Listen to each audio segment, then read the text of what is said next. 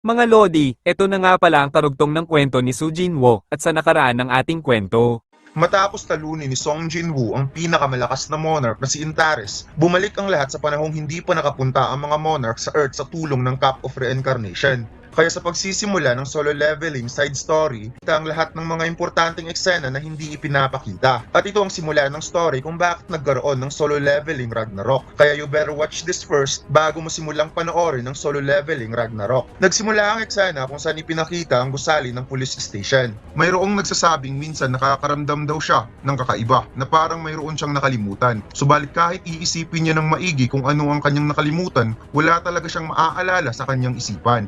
O baka isa lang itong kawalan ng laman sa kanyang puso, kaya siya nakaramdam ng ganito. At ito ay si Woo Jin-chul, na 4 taon nang nagtatrabaho bilang pulis na criminal investigator. Napansin ng kanyang junior na malalim ang iniisip ni Jin-chul, kaya binigyan siya ng libreng kape. Sa pagpasok ng dalawa upang simulan ng kanilang trabaho, napansin nila ang 3 kriminal at nanginginig sa sobrang takot.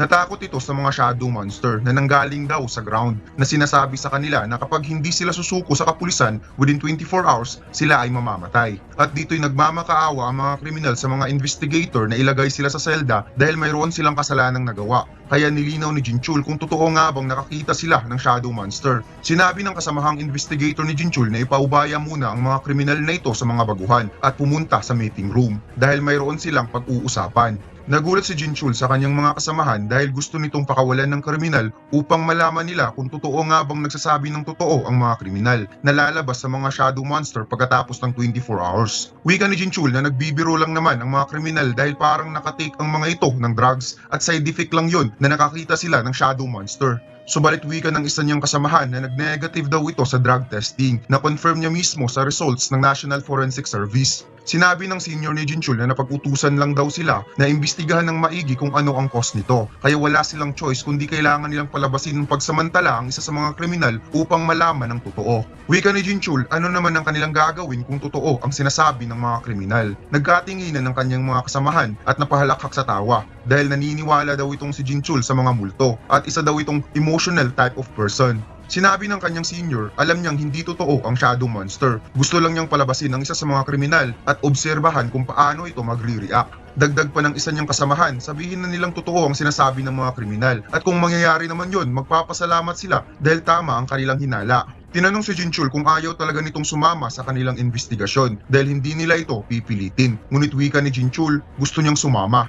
Lumipat ang eksena sa isang tagong warehouse. Umiyak ang kriminal sa mga investigator na huwag itong gawin sa kanya dahil mamamatay siya. Mayroon na lamang 10 minutes upang matapos ang 24 hours. Habang patuloy pa rin sa pag-iyak ang kriminal dahil mamamatay na siya. Nakaramdam sila ng lamig, kaya hindi nila ito pinansin dahil malamig naman talaga ang lugar, subalit iba ang nararamdaman ni Jin-chul. Isang napaka-unusual na pakiramdam, ngunit sinabi ng kanyang kasama na tapos na ang 10 minutes. Kaya napapikit na lamang ang mga mata ng kriminal habang nanginginig sa sobrang takot dahil katapusan niya na. Napansin ito na parang wala talagang nangyayari, ngunit sigurado siyang nakita niya ito. Ngunit may biglang napansin si Jin-chul. Napansin niya na gumagalaw ng pusa ang shadow ng kriminal. Kaya sumigaw siya na lumayo ang kanyang mga kasama. Subalit huli na nga ang lahat dahil lumabas na ang shadow monster. Kaya tumilapon ang dalawa niyang kasamahan. Nawalan ng malay ang dalawang investigator sa lakas ng pagkamangga nito sa pader at sobrang napaiyak ang kriminal sa kanyang nakita dahil 3 shadow monster ang nagpakita sa kanyang harapan. Habang si Jin-chul hindi makapaniwala na totoo ang sinasabi ng mga ito. Kaagad umatake ang shadow monster upang tapusin ang kriminal. Tumalsik ang napakaraming dugo,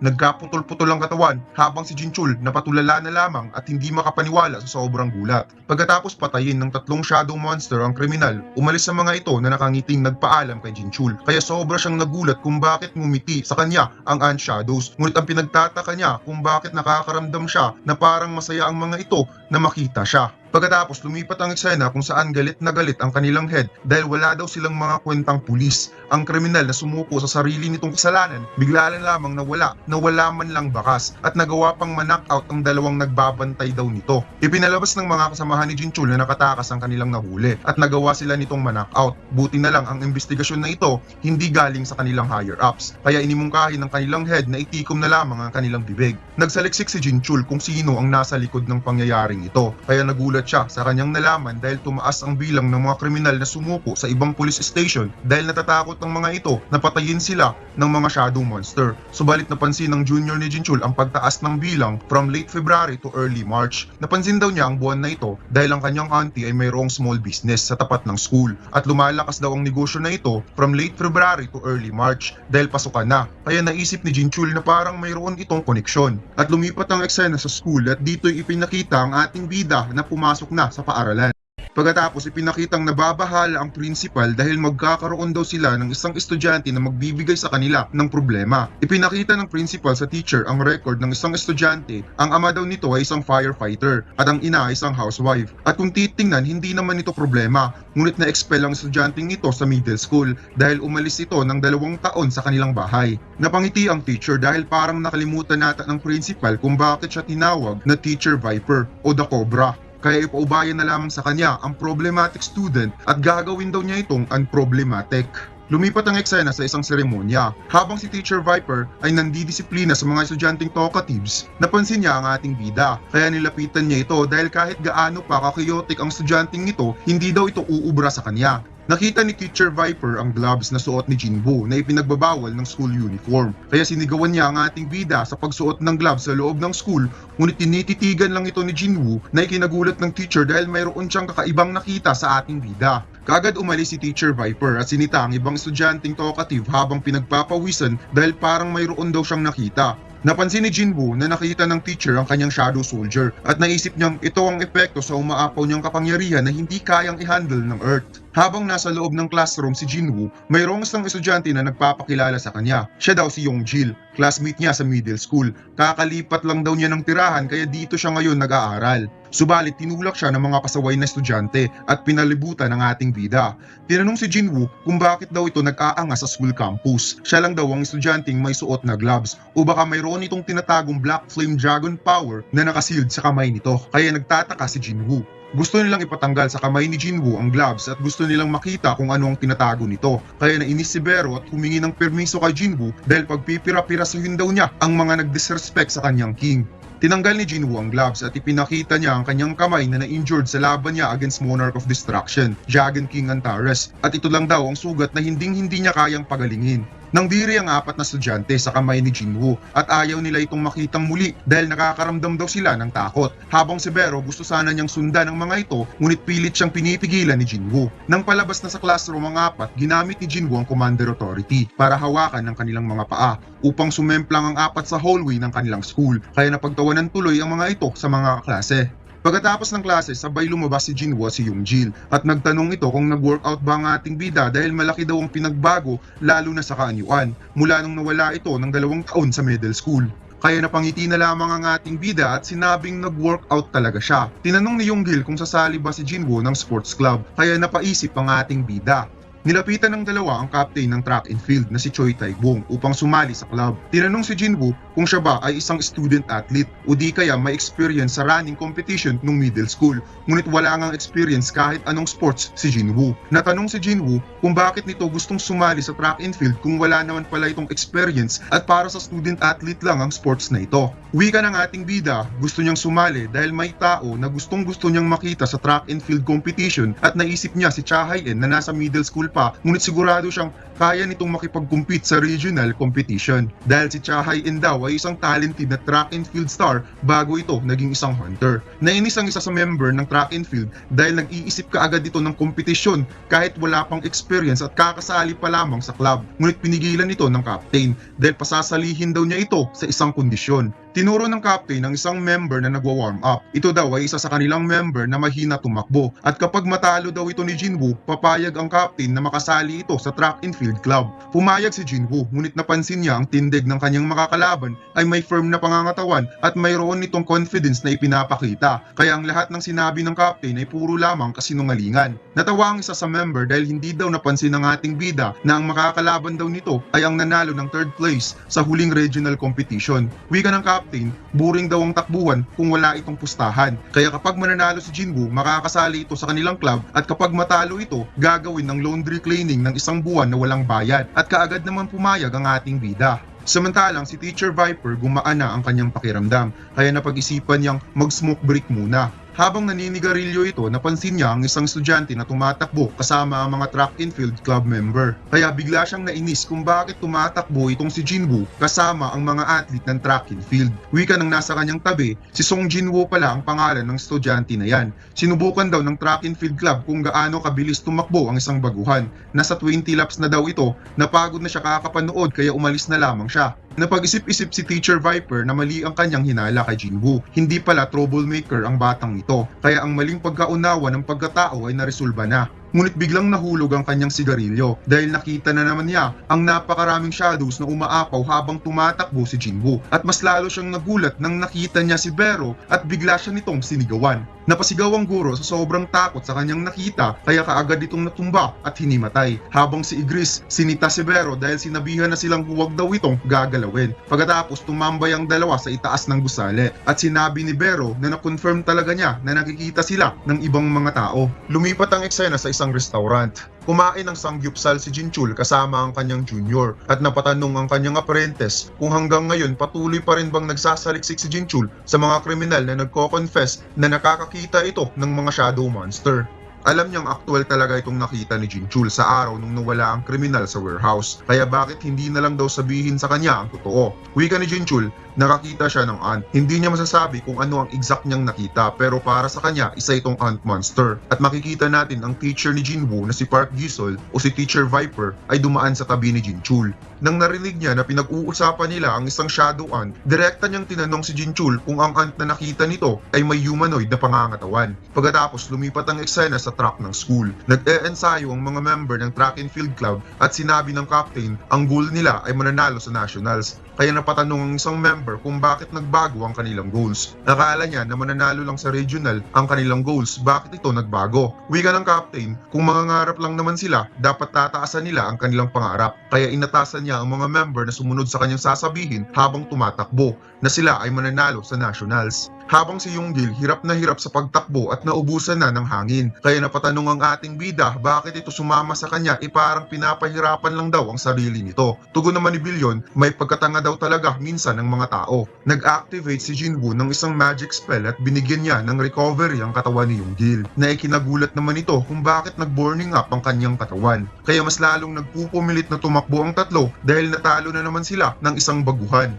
Samantalang si Teacher Viper ay nasa itaas lang, nanunood kay Jinwoo at naalala niya ang conversation nila kagabi sa isang pulis na si Jinchul. Hindi pala niya itinuloy ang kanyang pagtanong dahil nahiya siya at baka dala lang ito ng kanyang kalasingan kaya siya biglang nagtanong. Ngunit nilapitan siya ni Jinchul sa kanyang table upang tanungin patungkol sa ant monster na sinasabi nito kanina. Napansin ni Jinwoo na palagi talaga siyang binabantayan ng kanyang teacher na si Park Gisol. Kaya inimungkahi ni Bilyon na burahin ang alaala ng teacher at kunin ang ability nitong makita ang kapangyarihan ng kanyang king. Ngunit ayaw muna itong gawin ni Jinwoo, babantayan muna nila ang mga ikinikilos nito. Samantalang si Jinchul pumunta sa school dahil ayon sa sinabi ng teacher kapag tinitingnan niya ang kanyang bagong estudyante, nakakakita siya ng ant monster. Kaya malaki ang hinala ni Jinchul na mayroon itong koneksyon sa mga kriminal na sumuko dahil nakakakita sila ng shadow monster. Subalit hindi niya alam kung paano niya tatanungin ng estudyante dahil baka magmumukha lamang siyang katawa-tawa. Ngunit biglang napansin ni Jinchul ang kakaibang shadows na lumabas sa school at sumanib ito sa anino ng punong kahoy. Kaya malaki talaga ang hinala niya na may kakaiba sa school na ito.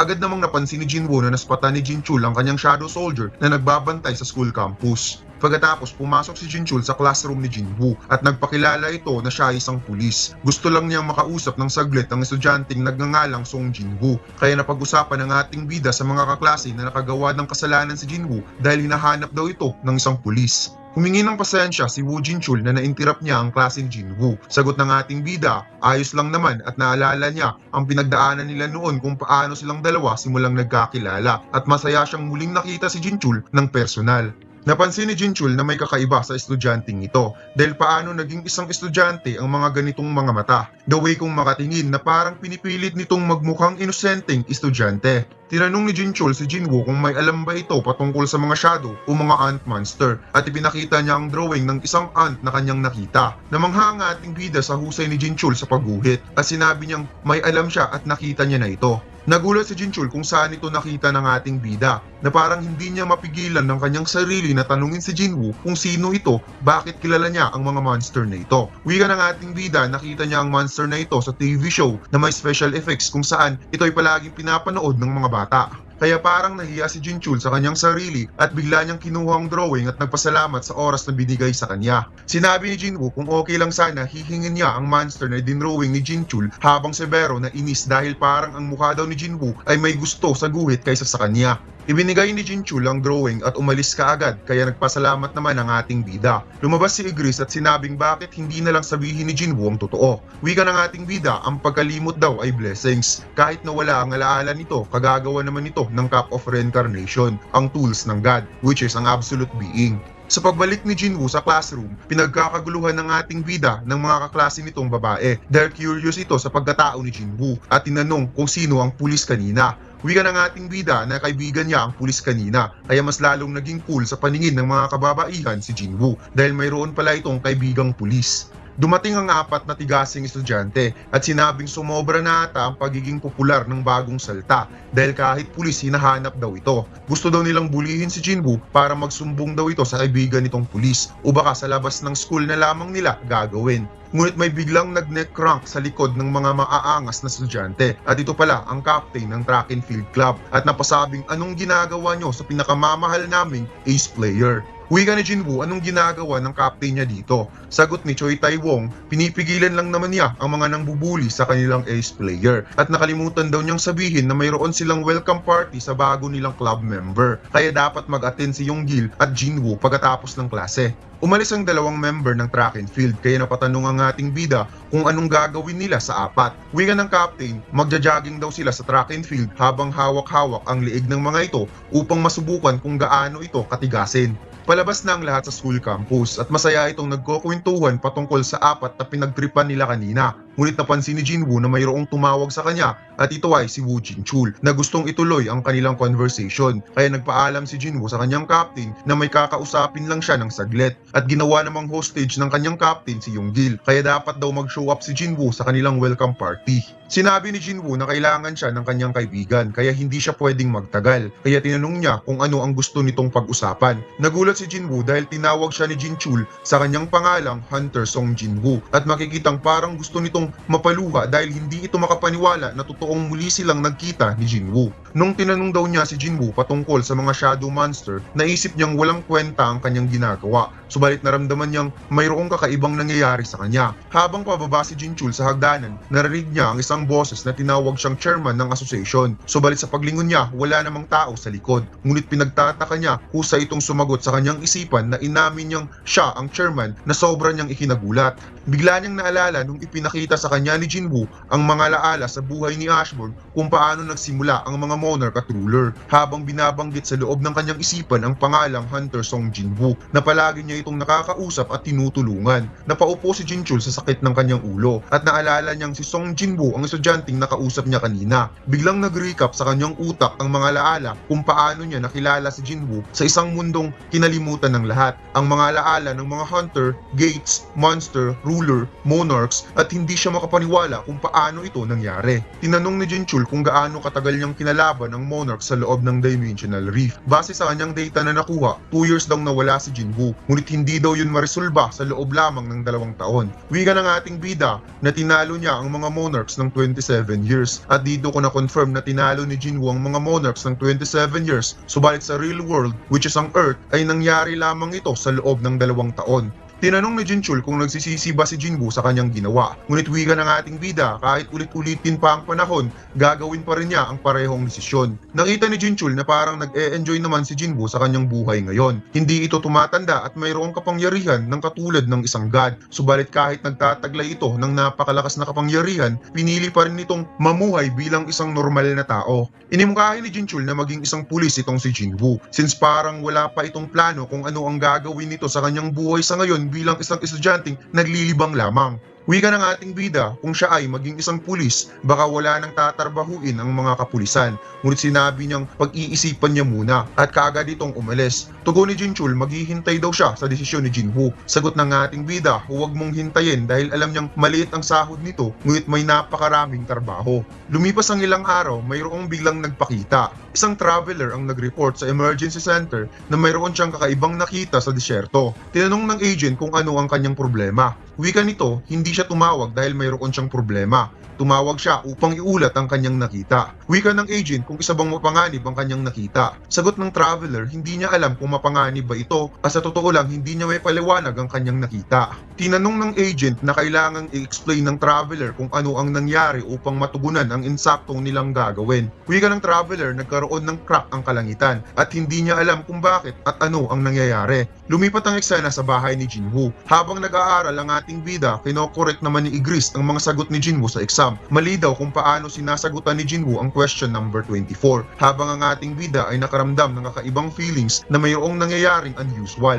Lumipat ang eksena sa coffee shop. Muling nagkita ang ruler at ang shadow monarch. Tinanong ni Jinwoo ang nangyaring pag-appear ng napakalaking gate ay kagagawan ba ito ng mga rulers. Kaagad sinabi ng ruler na wala silang kinalaman sa gate. Alam daw ni Jinwoo kung paano gumalaw ang mga rulers papuntang Earth. Wika ng ruler, mayroong mga nilalang sa ibang mundo na gustong pumunta sa mundo ng mga tao. Ito daw ay mga monster na nag-iba ang direksyon matapos silang habulin ng mga Sky Soldier. Sila daw ay mga giant na gustong kumain ng mga bato at nanggaling ito sa mundo na kilala bilang Titans. Tinanong ni Jinwoo kung hindi ba ito nangyari noon nung ginamit ng paulit-ulit ng mga ruler ang Cup of Reincarnation. Wika ng ruler, tama si Jinwoo, hindi ito nangyari noon. Subalit ang sinabi niya kanina kung saan hinahabol ito ng kanilang mga soldier ay nangyari na sa napakatagal na panahon at instead na pumunta ito sa mundo ng mga rulers, nagbago ito ng direksyon ngayon papunta sa Earth. Wika ng ating bida, siya na naman ang dahilan nito kung bakit lumipat ang mga Titans ng ibang direksyon. Tugon ng rulers na naisip daw nila na ang dahilan kung bakit nandito ang mga Titans ito ay dahil hinahabol nito ang pinoposes na kapangyarihan ng Shadow Monarch. Kaya inatasan na daw ng mga rulers ang kanilang soldier na mag-depart upang tumulong. Wika ni Jinwoo, huli na ang lahat. Dahil kahit nagagawang pagkuniktahin ng ruler ang mundo papunta sa mundo ng mga tao gamit ang gate, dadaan pa rin ito ng ilang taon kaya huli ng lahat. Siya na lamang ang gagawa ng paraan. Lumipat ang eksena sa West American region. Sineld ng American government ang buong area at nag-hired sila ng mga expert upang masagot kung ano ang nangyayari, subalit wala sa mga ito ang maipaliwanag ng maayos ang kasagutan. Nag-aaral sila ng 30 years patungkol sa abnormalities ng panahon, ngunit ngayon lang sila naka-encounter ng ganitong klaseng phenomena. Biglang napansin ng mga US soldier na lumutang ang kanilang mga sarili at kahit ang mga naglalakihan nilang equipments and weapons. Wika ni Jinwoo, ang mga ganitong klaseng sandata ay hindi gagana sa mga monster na lalabas sa gate, kaya gamit ng Commander Authority, pinalutang ito ni Jinwoo at nilipat ng ibang area. Naramdaman ni Jinwoo ang strong desire ng kalaban na sasakupin nito ang mundo ng mga tao at narinig niya ang paghinga ng mga monster na malapit na itong dumating. Pinalabas ni Jinwoo ang 6 na dagger sa space at kinuha niya ang Kamish dagger at sinabing, "Hali kayo dito." Sa puntong ito, isa lang ang makakaharap ng mga Titans, ang nag-iisang Monarch of Shadow at isa ring Hunter. Lumabas ang napakaraming Titan monster sa gate habang ang ating bida ay kalmado lamang nakatayo, hawak-hawak ang kanyang dagger. Sinabi ng isa sa mga Titans kung bakit isa lang ang gustong sumubok na pigilan sila. Sagot ng ating bida, mukha ba akong nag-iisa? Gamit ang kapangyarihan ng pagiging Shadow Monarch, kumalat ang shadow ni Jinwoo sa napakalawak na area at kaagad nagsisilabasan ang napakaraming Shadow Soldier at the same time naka-organize ang mga ito sa bawat grupo. Ang grupo ng mga Orcs, Ice Elves, Knights, Ants, Dragons, Giants, Sky Soldiers at marami pang iba. At dito'y sinabi ng ating bida, "Let's go!" Lumipat ang eksena sa White House. Napaisip ang President ng US kung paano nila riresolbahin ang isang pinomena na bigla lamang lumitaw sa kalangitan at wala man silang nakitang kasagutan sa mga nangyayari. At hanggang ngayon hindi pa nila ito ipinaalam sa public. Ipinatawag ang President sa meeting room dahil ang sitwasyon daw ay tapos na. Ipinakita nila ang video na kuha sa kanilang drones. Isang teenager Asian ang currently na lumalaban sa mga monster na nag-appear at hanggang ngayon hindi pa nila alam kung sino ang binatilyong ito. Nag-activate ng magic spell Dragon Blast Breath si Tusk at gamit ang Orb of Abaras na kayang dublehin ang lakas ng Fire Magic spell. Binura ni Tusk ang napakaraming Titans sa gitna at makikitang sobrang dami pa rin ang bilang ng mga Titans at nasa 7% lang ang nabawas ni Tusk sa ataking nito. Pagkatapos ng napakagandang intro ni Tusk, nagsimula nang mag-collide ang dalawang grupo, habang si Jinwoo parang kidlat kung gumalaw at direktang inaatake nito ang leeg ng mga Titans. Gamit ang 6 na dagger, ang lahat ng mga nadadaanan ni Jinwoo, tinatapos ito ng mga lumilipad na dagger at binabasag ang mga Titan into small pieces.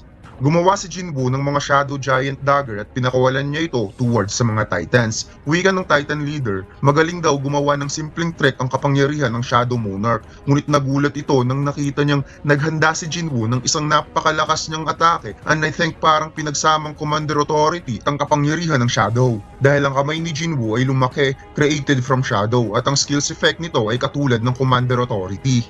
Gamit ang kapangyarihan na ito, hinawakan ni Jinwoo at pinabagsak ang Titan Leader. Umatras muna ang ating bida upang obserbahan ang next move ng kalaban, ngunit nakita niya ang isang anino na natatabunan ng usok at sinabing hindi niya akalaing mayroong malakas na nilalang sa isang maliit na planeta. Subalit, gumagamit pa rin ito ng mana upang may palabas ng full extent ang tunay na kapangyarihan nito. Patunay lang daw ito na hindi pa fully develop ang lahi ng mga tao. However, sa part ng mga Titans, kailangan lang nilang paliitin ng kanilang size upang magamit nila ang full potential ng kanilang kapangyarihan.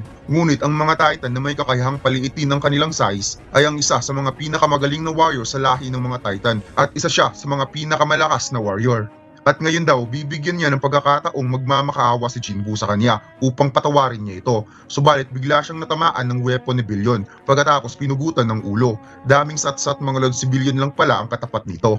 Pagkatapos talunin ni Billion ng leader ng mga Titans, hindi na gumalaw pa si Jinwoo at hinayaan na lamang niya ang mga Shadow Soldier na ubusin ng mga remaining Titans. Lumipat ang eksena sa meeting ng US government. Hindi pa rin nila alam kung sino ang Asian teenager na nakipaglaban sa mga monster at tinalo lamang ito na walang kahirap-hirap na parang napapanood daw niya sa isang movie.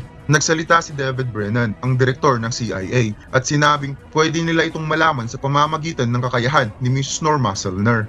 Pagkatapos lumipat ang eksena sa National Track and Field Competition Preliminaries. Ngunit nagulat si Jinwoo sa kanyang nakita dahil nakita niya ang isa sa pinakapaborito niyang Shadow Soldier na minsan nagbibigay saya sa kanya noon na si Kim Chul, ang Shadow Soldier na si Iron. Wika ng coach ng kalaban nila na school, hindi daw siya makapaniwala na napakapangit daw ng lineup ni Choi Tai-wong. Nagsama pa talaga ng first year sa match na ito. Alam niyang nagpahinga si Wo Sang-in dahil sa injury, ngunit sino namang tanga na gagawing ace player ang isang first year? Sagot ng captain ni Jinwoo, nababagsak daw ang kanilang mga panga kapag makikita nila kung gaano kagaling ang kanilang first year. Tugon ng coach, mayroon din naman silang first year na isang monster kung makikipagtakbuhan. Naramdaman ni Kim Chul ang kabog sa dibdib habang tinitingnan niya ang parehong first year na napakatalas kung makatingin sa kanya. Hindi niya may paliwanag kung bakit gusto niyang lumuhod sa harapan nito kahit pareho lang sila ng edad at hindi pa niya ito nakikita noon. Biglang sumigaw si Kim Chul na ikinagulat ng kanyang coach at napasabing huwag daw itong magpatawa at naisip niyang napaka-imposibleng matatakot siya sa isang napakahina at wala siyang nakikitang forma na isa itong magaling na atleta. Nilapitan niya si Jinwoo at sinabi niya kung mayroon daw itong problema sa kanya, pwede silang mag-usap sa labas. Samantalang na-hype ang mga teammates ni Jinwoo sa sobrang init daw ng laban kahit hindi pa nagsisimula ang takbuhan. Pagkatapos lumipat ang eksena sa likod ng hagdanan. Kwinelyuhan ni Kim Chul si Jinwoo at sinabing kung sa tingin daw nito nagbibiro siya dahil pareho silang naka-track and field school uniform, well hindi daw sila magka-level. Habang si Igres at Bero, Tost ay masayang muling nakita si Iron. At wika ni Billion, hayaan daw siyang disiplinahin ng kanyang former comrade. Ngunit biglang nagulat si Kim Chul kung bakit biglang nag-iba ang kanyang nararamdaman at hindi niya mapigilang mapaluha sa harap ni Jinwoo. Napaluhod si Kim Chul habang nanginginig at hindi niya alam kung ano ang nangyayari sa kanya. Umalis si Jinwoo dahil alam niyang isa ng tao si Iron at dapat hindi niya na i-involve ang kanyang sarili kay Kim Chul. Ngunit pinigilan ni Kim Chul na umalis si Jinwoo habang pinupunit niya ang kanyang damit at napasabing ito kaya ang sinasabi nilang pagmamahal. Nandiri si Jinwoo sa mga sinasabi ni Kim Chul dahil kahit hanggang ngayon nonsense pa rin daw ang mga sinasabi nito. Gumawa ng snap si Jinwoo upang ibalin ang emosyon ni Kim Chul at kunin ng lahat ng mga negatives towards sa kanya at mamuhay ito na isang mabait na tao. Maya-maya nagulat si Kim Chul dahil mag-isa na lamang siya at nagkapunit-punit pa ang kanyang damit. Pagkatapos, lumipat ang eksena sa bahay ni Mrs. Selner. Binisita ni David Brennan si Mrs. Selner. Sa pagpasok ni Mr. Brennan sa bahay, naamoy niya kaagad ang mabangong pagkain. Wika ni Mrs. Selner, mayroon daw silang bisita bago dumating si David Brennan. Gustong maging straight to the point ni Mr. Brennan kung bakit siya bumisita sa bahay at ayaw niyang abalahin si Mrs. Selner baka mayroon pa itong ibang ginagawa. Alam ni Mrs. Selner kung ano ang kailangan ni David Brennan, kung bakit ito naparito ngunit wala siyang ibang bagay na nakita sa future matapos niyang makita ang pagdating ng God of the Dead. Habang naghanda si Mrs. Selner ng cookies at kape para kay David Brennan, sinabi niya na kahit ano pa ang itatanong nito patungkol sa future, wala siyang may sasagot dahil ang kasagutan ay nasa nakaraan at wala ito sa hinaharap. Inamin ni Mrs. Selner na kilala niya ang identity sa taong gustong malaman ni Brennan galing sa kanya, subalit wala siyang sasabihin kahit ano patungkol sa taong ito. Napasigaw si Mr. Brennan dahil alam daw ni Mrs. Selner kung ano ang ginawa nito at dapat nila malaman ang identity ng taong ito. Wika ni Mrs. Selner, niligtas daw ng lalaking ito ang kanilang bansa. Kaya ito ang dahilan kung bakit hindi niya sasabihin ng identity ng lalaki. At tinanong niya si Mr. Brennan kung nakita ba nito ang video kung paano iniligtas ng lalaki ang kanilang bansa. Sinabi ni Mr. Brennan, nakita niya ang isang nilalang na may napakalakas na kapangyarihan na kayang iligtas ang sangkatauhan. Tinanong ni Mrs. Selner si Brennan kung naniniwala ba ito sa kanya na hindi ito first time na nangyari at nangyari na ito sa nakaraan. Nilinaw ni Mr. Brennan kung ang ibig bang sabihin ni Mrs. Selner na ilang ulit nang nakaharap sa matinding crisis ang sangkatauhan na hindi nila nalalaman, ngunit hindi ito sinagot ni Mrs. Selner since sinagot na mismo ni Mr. Brennan ang kanyang katanungan. Pagkatapos nagpaalam si David Brennan at gusto niyang marinig galing kay Mrs. Selner na ang lalaki na nasa video ay hindi mapanganib. Nabangiti si Mrs. Selner at sinabing igagaranti niyang hindi ito masamang tao. Gustong bigyan ng cookies ni Mrs. Selner si Mr. Brennan bago ito umalis. Ngunit nagmamadali ito kaya hinawakan na lamang niya ang ulo ng anak ni Mrs. Selner at nagpaalam. Bumaba si Thomas Andre at sinabing hindi daw niya gusto ang matandang yon at kung papayag daw si Mrs. Selner tuturuan daw niya ito ng leksyon. Wika ni Mrs. Selner, hindi ba't na-disqualified ka sa pagiging fighter? Kinuha ni Thomas Andre ang cookies pagkatapos pasimpleng inilagay ang lahat ng cookies sa kanyang malaking bunganga at wika niya, marami daw namamatay sa aksidente kaysa sa kanya, lalo na sa mga taong na-aksidente sa kalsada. Ngunit buti na lang na iligtas siya sa isang malaking aksidente dahil sa prophecy ni Mrs. Selner. Tinanong ni Thomas Andre kung bakit iniligtas siya noon ni Mrs. Selner. Wika nito, ito ay dahil marami daw nagawang mabuti si Thomas Andre sa huli nitong nakaraang buhay. Kaya nagulat ang gulayat na mayroon palang nagawang mabuti ang isang UFC devil na si Thomas Andre sa nakaraan at tinanong niya kung ano naman ang nagawa noon sa lalaking nasa video. Wika ni Mrs. Selner, iniligtas daw nito ang buong mundo at ang lahat ng sangkatauhan. Napangiti si Thomas Andre dahil minsan alam daw niya kung kailan nagsasabi ng totoo itong si Mrs. Selner at ang tanong daw kung ano ang ginagawa ngayon ng kanilang bayani. Pagkatapos ipinakitang si Song Jin-woo at Cha Hae-in ay nagkatinginan. Ipinakita ang isang babae na may athleticism na pangangatawan na nasa line number 4. Dilaw ang buhok at may suot na kulay orange na uniform. And I guess ito ay si Cha Hae-in. Sa pagputok ng starting pistol, nangunguna kaagad si Cha Hae-in na ikinabahala ng number 3 at number 5. Subalit ang mabilis na pagtakbo ay panandalian lamang dahil hindi nagpatalo ang katabi nito at nag-uunahan si number 3 at number 4. Nang papalapit na ang finish line, hindi nagpatalo si Cha Hae-in. Nakadikit siya sa dalawa at ibinuhos niya ang kanyang lakas upang manalo sa competition, kaya hindi siya makapaniwala na siya ang nanalo sa first round ng preliminary competition. Pagkatapos ng first round, lumabas muna si Cha Hae-in. Tinanggal niya ang kanyang medyas at mayroon pala siyang injury na iniinda habang tumatakbo kanina. Frustrated si Cha Hae-in dahil kahit pumasa siya sa first round, alam niyang hindi ito kaya ng kanyang paa upang makasurvive sa natitira pang round. May isang lalaking lumapit kay Cha Hae-in at sinabing, bakit kailangan pa nitong tumakbo kung mayroon namang injury? Sa paglingon ni Cha Hae-in, nakita niya si Song Jin-woo at napagtanto niyang isa itong high schooler track and field participant. Sinabi ni Jin-woo kung ipipilit nito na tumakbo kahit mayroong injury, magsusunog lang daw ito ng pera for rehabilitation. Pagkatapos magiging isa itong mahinang runner at kapag mangyayari yan, pagsisisihan nito ni Cha Hae-in buong buhay. Nagulat si Cha Hae-in dahil naramdaman niyang parang matagal na niyang kilala ang taong ito pagkatapos naamoy niya ang isang napakabangong amoy. Nagpasalamat si Cha Hae-in sa concern ng lalaki, ngunit biglang sumakit ang kanyang paa, kaya kaagad inilagay ni Jin-woo ang kanyang palad sa injury ni Cha Hae-in upang pagalingin ito. Sinabi ni Jin-woo na tapusin nito ang remaining rounds ng preliminary competition na walang pagsisisi, kaya natanong ni Cha Hae-in kung nagkakakilala na ba sila noon. Pangiting sinagot ni Jin-woo, sasagutin niya ang katanungan kung mananalo daw ito sa kanya sa running race. Sinabi ni Cha Hae-in na nakita daw niya ito na tumakbo at nanalo ng first place sa high school team. Dahil dito ang results ng preliminary competition ay lalabas na. Kaya naisip niyang paano kung balang araw mananalo siya, dapat sasagutin daw nito ang kanyang katanungan. Napangiti na lamang si Jinwoo at tinanggap ang challenge ni Cha Hae-in. Pagkatapos lumipat ang eksena kung saan patuloy si Jinwoo sa buhay ng pagiging estudyante.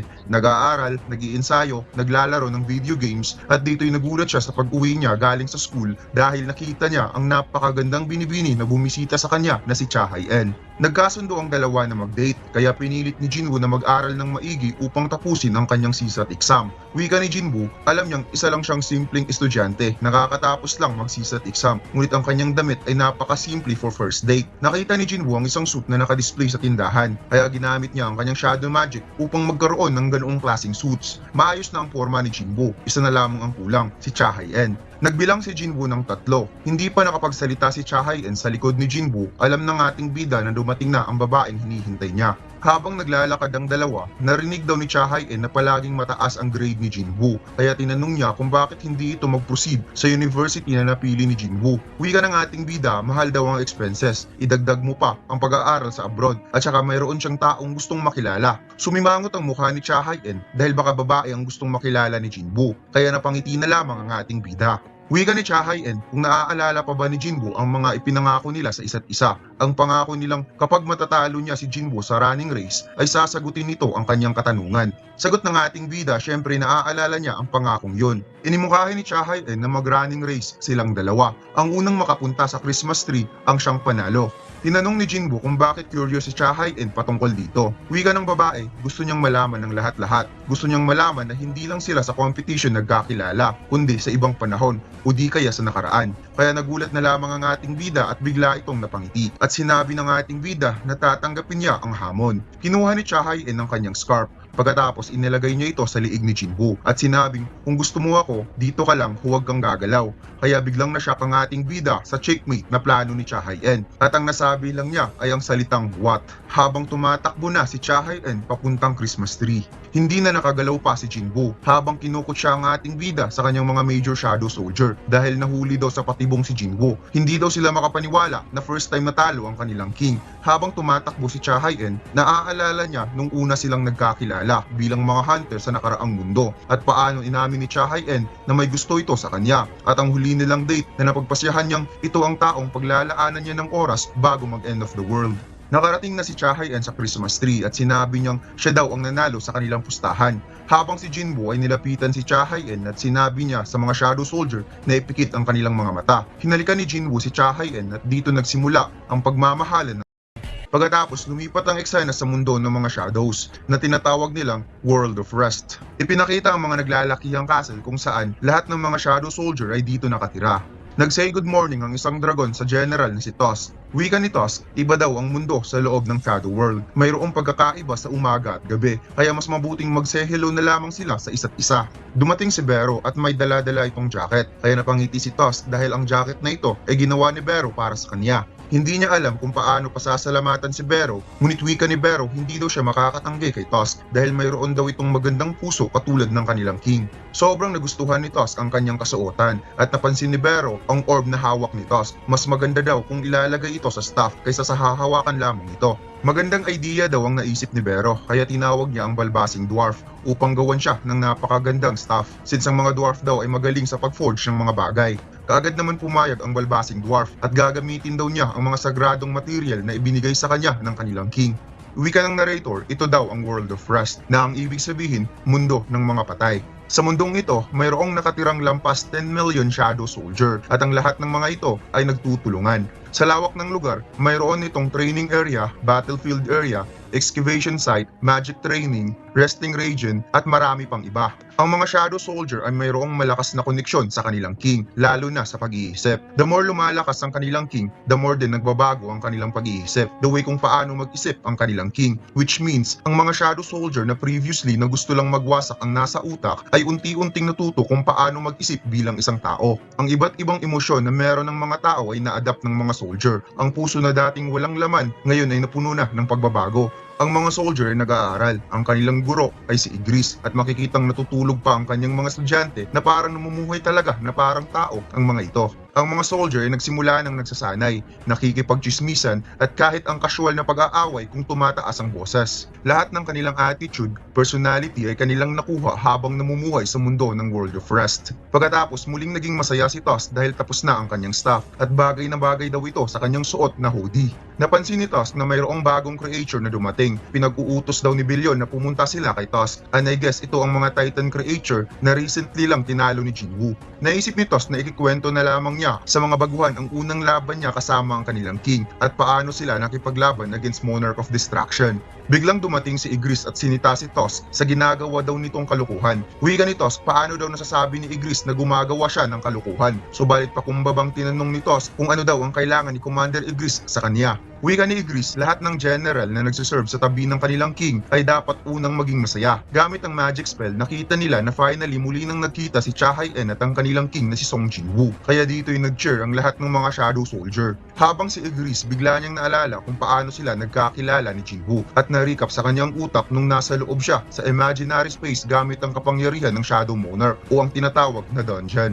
Wika ni Igris, ang mission niya lang ay susubukan si Jinwoo kung worthy ba ito na maging vessel ni Ashborn. Alam niya ang lahat sa simula pa lang dahil mayroong huling utos na ibinigay sa kanya ng kanyang previous king na si Ashborn. Sa panahong pinatawad ni Ashborn ng mga ruler, akala niya na magpapaalam na siya sa kanyang king dahil akala niya hindi na ito magkakaroon ng interes sa pakikipaglaban. Subalit nagkaroon ito ng interes sa mga tao, kaya naisip niya na mayroong good reason si Ashborn kung bakit niya ito ginagawa. Ang utos ng kanyang king ay napaka-absolute dahil kahit ibinalik sa kanya ang kanyang tunay na kapangyarihan, sinunod pa rin niya ito at tumayo sa isang imaginary space upang subukan ang kahalagahan ni Jinwoo bilang vessel ng Shadow Monarch. Naisip ni Igris na ang imaginary space na ito ay ang tinatawag nilang dungeon at napansin niya ang kanyang sarili na bumalik talaga ang kanyang tunay na anyo nung hindi pa niya nakilala ang kanyang king at ang authority ng pagiging shadow soldier sa kanya ay nawala. Umupo si Igris sa trono ni Ashborn na ginawa mismo ng architect gamit ang kapangyarihan ng Shadow Monarch at napabilib siya sa design at ang detalyadong paggawa ng architect. Naramdaman ni Igris ang presence sa likod ng pintuan kaya't maangas daw niyang sasabihin, "I'm waiting for you in this place." Ngunit na-realize niya na masyado siyang arogante sa kanyang pananalita at forma at napaka-disrespectful daw ng kanyang action. Ang taong bibigyan pa naman niya ng test ay nagpo-possess ng consciousness katulad ng kanyang king, kaya napaka-disrespectful daw niya. Binuksan ni Jinwoo ang pintuan at same sa nangyari sa season 1, ang empty throne lang ang nakita ni Jinwoo dahil nagtatago pala si Igris. Hindi makapaniwala si Igris na ang lalaking ito ay ang the chosen one ng kanyang king. Kahit hindi ito ang huling misyon na ipinagkatiwala sa kanya, wala siyang intensyon na hindi niya ibibigay ang lahat sa laban. Na-realize ni Igris na hindi worthy si Jinwoo upang maging vessel ni Ashborn, kaya mamamatay daw ito sa kanyang mga kamay at dito'y nagpakita siya upang simulan ang test. Nung simulan ni Igris ang laban, na-disappoint siya sa magiging vessel ng kanyang king. Wala daw itong talent, walang kapangyarihan o kahit overwhelming abilities man lang kagaya niya nung siya ay nabubuhay pa dahil palagi lang daw itong umiiwas sa kanyang mga atake. Nang nakaisip si Jinwoo na makipaglaban sa kanya ng suntukan, namangha siya sa taas ng confidence ni Jinwoo. Kahit isa lang itong tao na wala man lang unique na kakayahan, ang dala lamang nito ay ang fighting spirit. Na-disappoint pa rin si Igris sa naging laban nila dahil paano daw napili ang taong ito na maging vessel ng kanyang king kung napakahina naman pala nito. Kaya nung ginawa niya ang goodbye punch kay Jinwoo, ito daw ang paraan upang iparealize niya na hindi worthy si Jinwoo at dapat nang sumuko sa laban dahil hindi daw ito deserve sa trono ng pagiging king. Pupugutan daw niya ng ulo si Jinwoo upang bigyan ng honor ang pagkamatay nito at sa moment daw na ito, lumuwag ang kanyang pakiramdam dahil mawawala na ang una at huling failure ng kanyang king sa pagpili ng vessel. Ayaw din niyang mapalitan ng kanyang king. Gusto niyang mananatili sa tabi ni Ashborn habang buhay kaya pupugutan daw niya ito ng ulo upang hindi ito makaramdam ng sakit. Subalit na sorpresa daw siya dahil napigilan nito ang kanyang espada kung kaya't nagawa siyang masaksak ni Jinwoo sa ulo. Naramdaman ni Igris ang pagkatalo sa laban sa isang taong napakahina lamang compare sa kanya. Nakita niya ang matinding courage sa mata ni Jinwoo at na-realize niya na may pagkakahalintulad si Jinwoo at Ashborn. Siya daw ay isang examiner na mayroong highest stats compare sa isang tao. Ngunit natalo lamang siya, hindi dahil sa nagpabaya siya, kundi nakagawa ng himala ang isang tao dahil sa courage nitong hindi sumuko sa laban. Hindi niya alam kung magiging masaya ba siya sa naging desisyon ng kanyang king na si Ashborn, since alam niyang mag-end up ito sa pagpapaalam. Mula noon sa tabi ni Jinwoo, bilang isang king binigyan siya ng pagpapahalaga kahit isa lamang siyang Shadow Soldier. Kaya't dito'y nakita niya ang kahalagahan ng kanyang sarili, kaya nagpapasalamat siya kay Jinwoo dahil naramdaman niya na hindi lang isang master si Jinwoo kundi kaibigan at kakampi sa laban. Nakasama niya si Jinwoo sa napakaraming laban, habang tumatagal mas lalong lumalalim ang kanyang loyalty kay Jinwoo, kaya tinanggap niya na ito na ang kanyang panibagong king. Pagkatapos ng mahabang laban, lumakas ang army ni Jinwoo at nag-join forces ito sa original Shadow Soldier. At finally, muli niyang nakasama ang kanyang longtime comrade na si Billion. Mas lalong lumakas ang kanilang king. Ang digmaan nila laban sa mga monarch ay nagpatuloy pa rin kahit ginamit na nito ang Cup of Reincarnation. Pagkatapos ng 27 years, ang lahat ng kanilang kalaban ay natalo na nila. Ang naiwan na lamang ay ang Army of Distraction. Ang oras na inilaan niya sa kanyang bagong king ay pinagmamalakin niya na siyang dahilan kung bakit nakakalimutan niya si Ashbourne. Ngunit na-realize niya kung kailan niya huling nakalimutan ng kanyang previous king. Nung naghahanap si Jinchul ng kasagutan patungkol sa mga shadow monster, lumabas itong si Igris at inimungkahing sabihin na lamang ni Jinwoo ang totoo. Ngunit wika ni Jinwoo, ang pagkalimot daw ay blessings galing sa Panginoon. Kahit nawala ang alaala nito, kagagawan naman ito ng Cup of Reincarnation, ang tools ng God, which is ang absolute being. Kaya na-realize ni Igris na isang blessings pala ang pagkalimot niya ng kanyang previous king na si Ashbourne. Pagkatapos, lumipat ang eksena sa isang gate kung saan natrap ang ama ni Jinwoo sa loob ng dungeon dahil hindi siya nakalabas kaagad matapos niyang talunin ang dungeon boss. Ang mga ruler na nag-approach sa ama ni Jinwoo ay sinabing bibigyan siya ng kapangyarihan upang tulungan sila na pigilan ng mga monarchs. Subalit lumuwag ang kanyang pakiramdam nung binigyan siya ng bagong utos ng The Greatest Fragment of Brilliant Light na protektahan ng Shadow Monarch. Kung kaya tinulungan niya ang kanyang anak na currently ay ang vessel ng Shadow Monarch. Ayaw niyang makita ni Jinwoo kung paano siya naghirap kaya humingi siya ng sorry sa kanyang anak. Ngunit nang nalaman niya na namimiss pala siya ng anak niya at hindi ito nagkimkim ng sama ng loob, siya ay napaluha at sinabi niyang namimiss din niya ang anak niya. Pinilit ni Song Il-wan na mayakap si Jinwoo at sinabi niyang gusto pa sana niyang makakwentuhan ng kanyang anak kahit ilang sandali man lang, ngunit hindi na pwede. Kaya humingi na lamang siya ng sorry kay Jinwoo dahil hindi siya naging mabuting ama. Pagkatapos fast forward, ginamit ni Jinwoo ang Cup of Reincarnation. Nagulat ang batang Jinwoo dahil hindi ito makapaniwala nang nakita niya ang kanyang ama na buhay at muli niya na itong makakasama. Kung kaya't hindi napigilan ni Jinwoo na mapaluha sa sobrang saya nang nakita niya na buhay at masigla ang kanyang pamilya. At sinabi niyang akala niya isa lang itong panaginip. Habang napangiti si Song Il-wan sa batang Song Jinwoo, hindi niya napigilan ng kanyang sarili na kimkimin sa kanyang loob ang ginawa ng kanyang anak. Kung kaya tinakpan na lamang niya ng newspaper ang kanyang mukha upang hindi nito makita na siya ay umiiyak.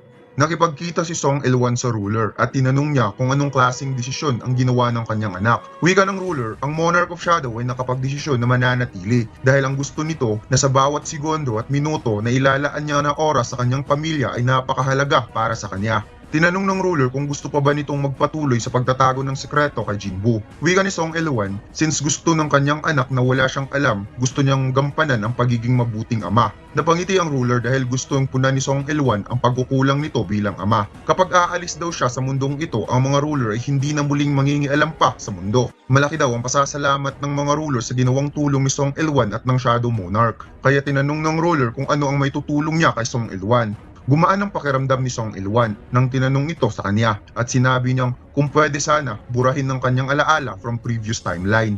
Wika ng ruler, madali lang sa kanya na gawin yon. Subalit bakit kailangan pa itong gawin ni Song Il-wan? Sagot ni Song Il-wan, mahirap para sa kanya na magpanggap na walang naalala, lalo na't ang kanyang anak ay napakatalino. At saka gusto niyang maging isang normal na ama na palaging nag-aalala para sa kanyang anak. Dahil para sa kanya, si Jinwoo ay hindi isang Shadow Monarch, kundi isang napakahalagang anak.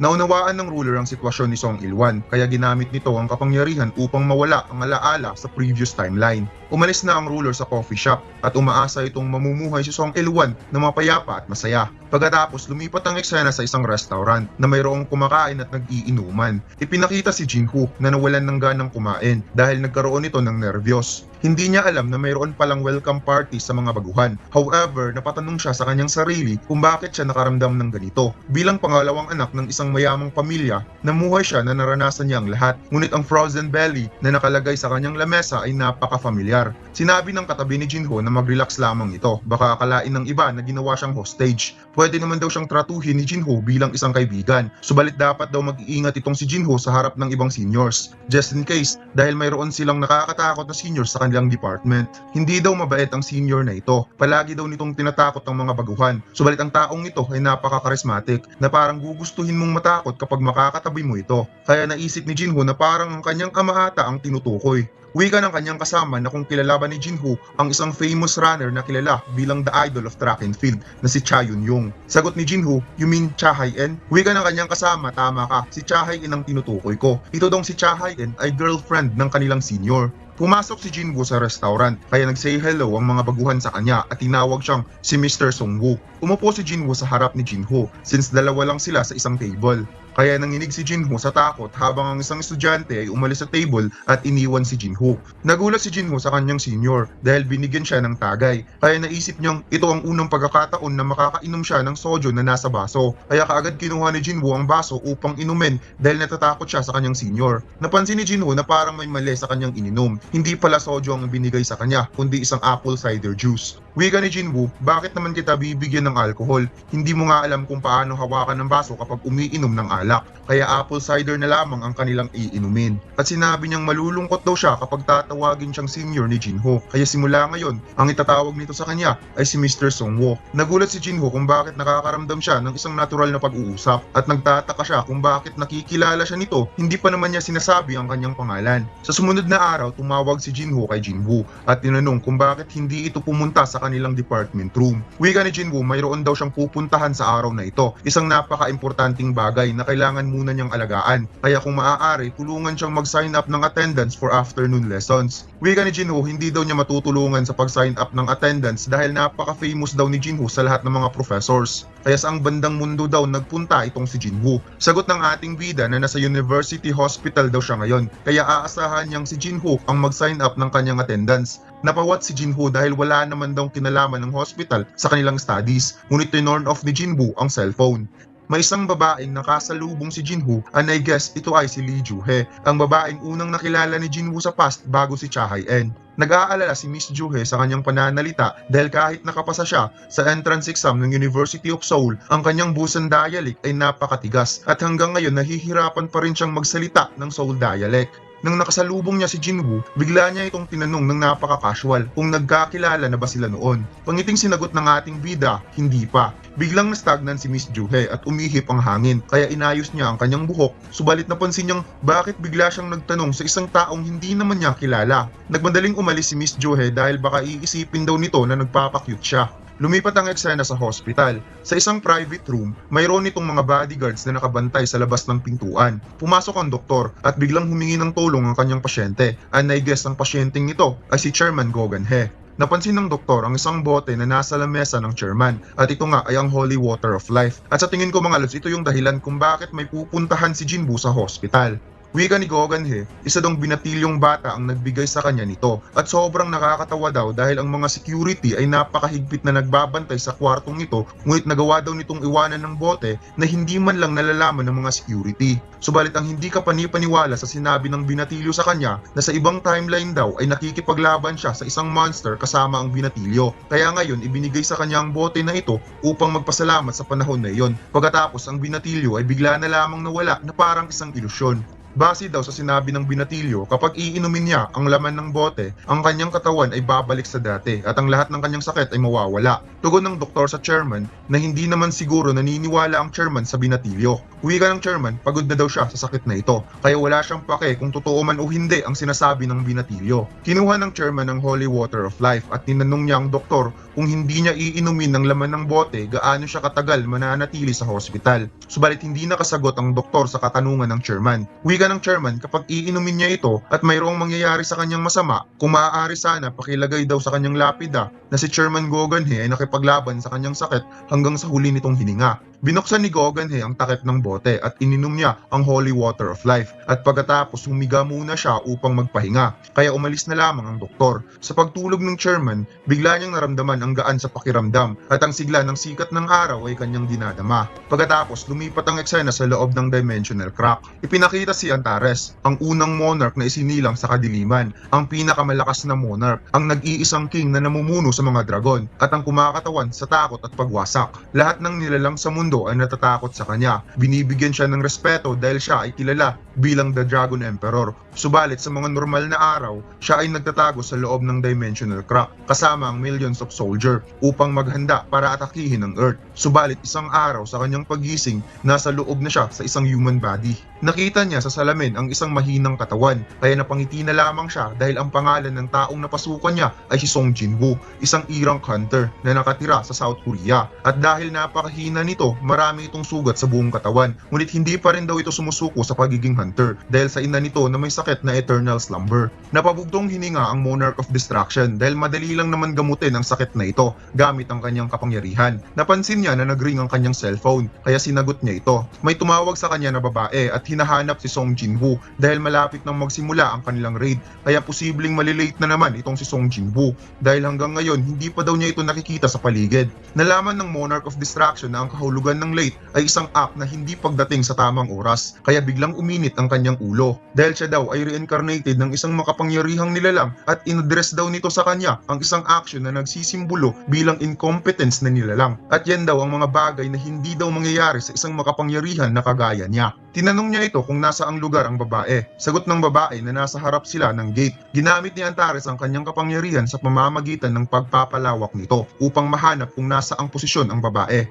Nahanap na ni Antares kung saang lugar ang gate, kaya nagtataka ang babae kung bakit siya nahanap kaagad at parang mayroong kakaibang nangyari kay Jinwoo. Kaya tinorn off na lamang niya ang cellphone, ngunit biglang sumulpot si Song Jinwoo sa kanyang likod at tinanong kung talaga bang na-late siya, habang ang mata ni Antares ay napakapula na parang adik sa kanto. Kaya natakot na lamang ang babae at sinabing hindi daw na late itong si Song Jinwoo. Nakita niya ang isang lalaki na bumili ng tinapay at kape at nagtanong ito sa kanya kung tapos na ba siyang kumain. Kaya nagtataka si Antares kung sino ang mga taong ito at napagtanto niyang baka kasamahan niya ito sa raid na gagawin. Humingi din siya ng kape sa tindahan, ngunit humingi ng paumanhin sa kanya ang lalaki dahil ubos na daw ang kanilang kape. Sagot ni Antares wala daw problema at biglang kinuha ng napakabilis ang kape na hawak ng lalaki. Sa pag-inom niya ng kape, mas lalong tumaas ang init ng kanyang ulo at sinabi niyang ang mga malalakas daw ay dapat kunin kung ano ang meron na nasa mga mahihina. Yan daw ang common sense ng mga monarch, at pagkatapos bigla itong tumawa na mag-isa. Napansin ng lahat na parang may kakaibang nangyayari ngayon kay Song Jinwoo.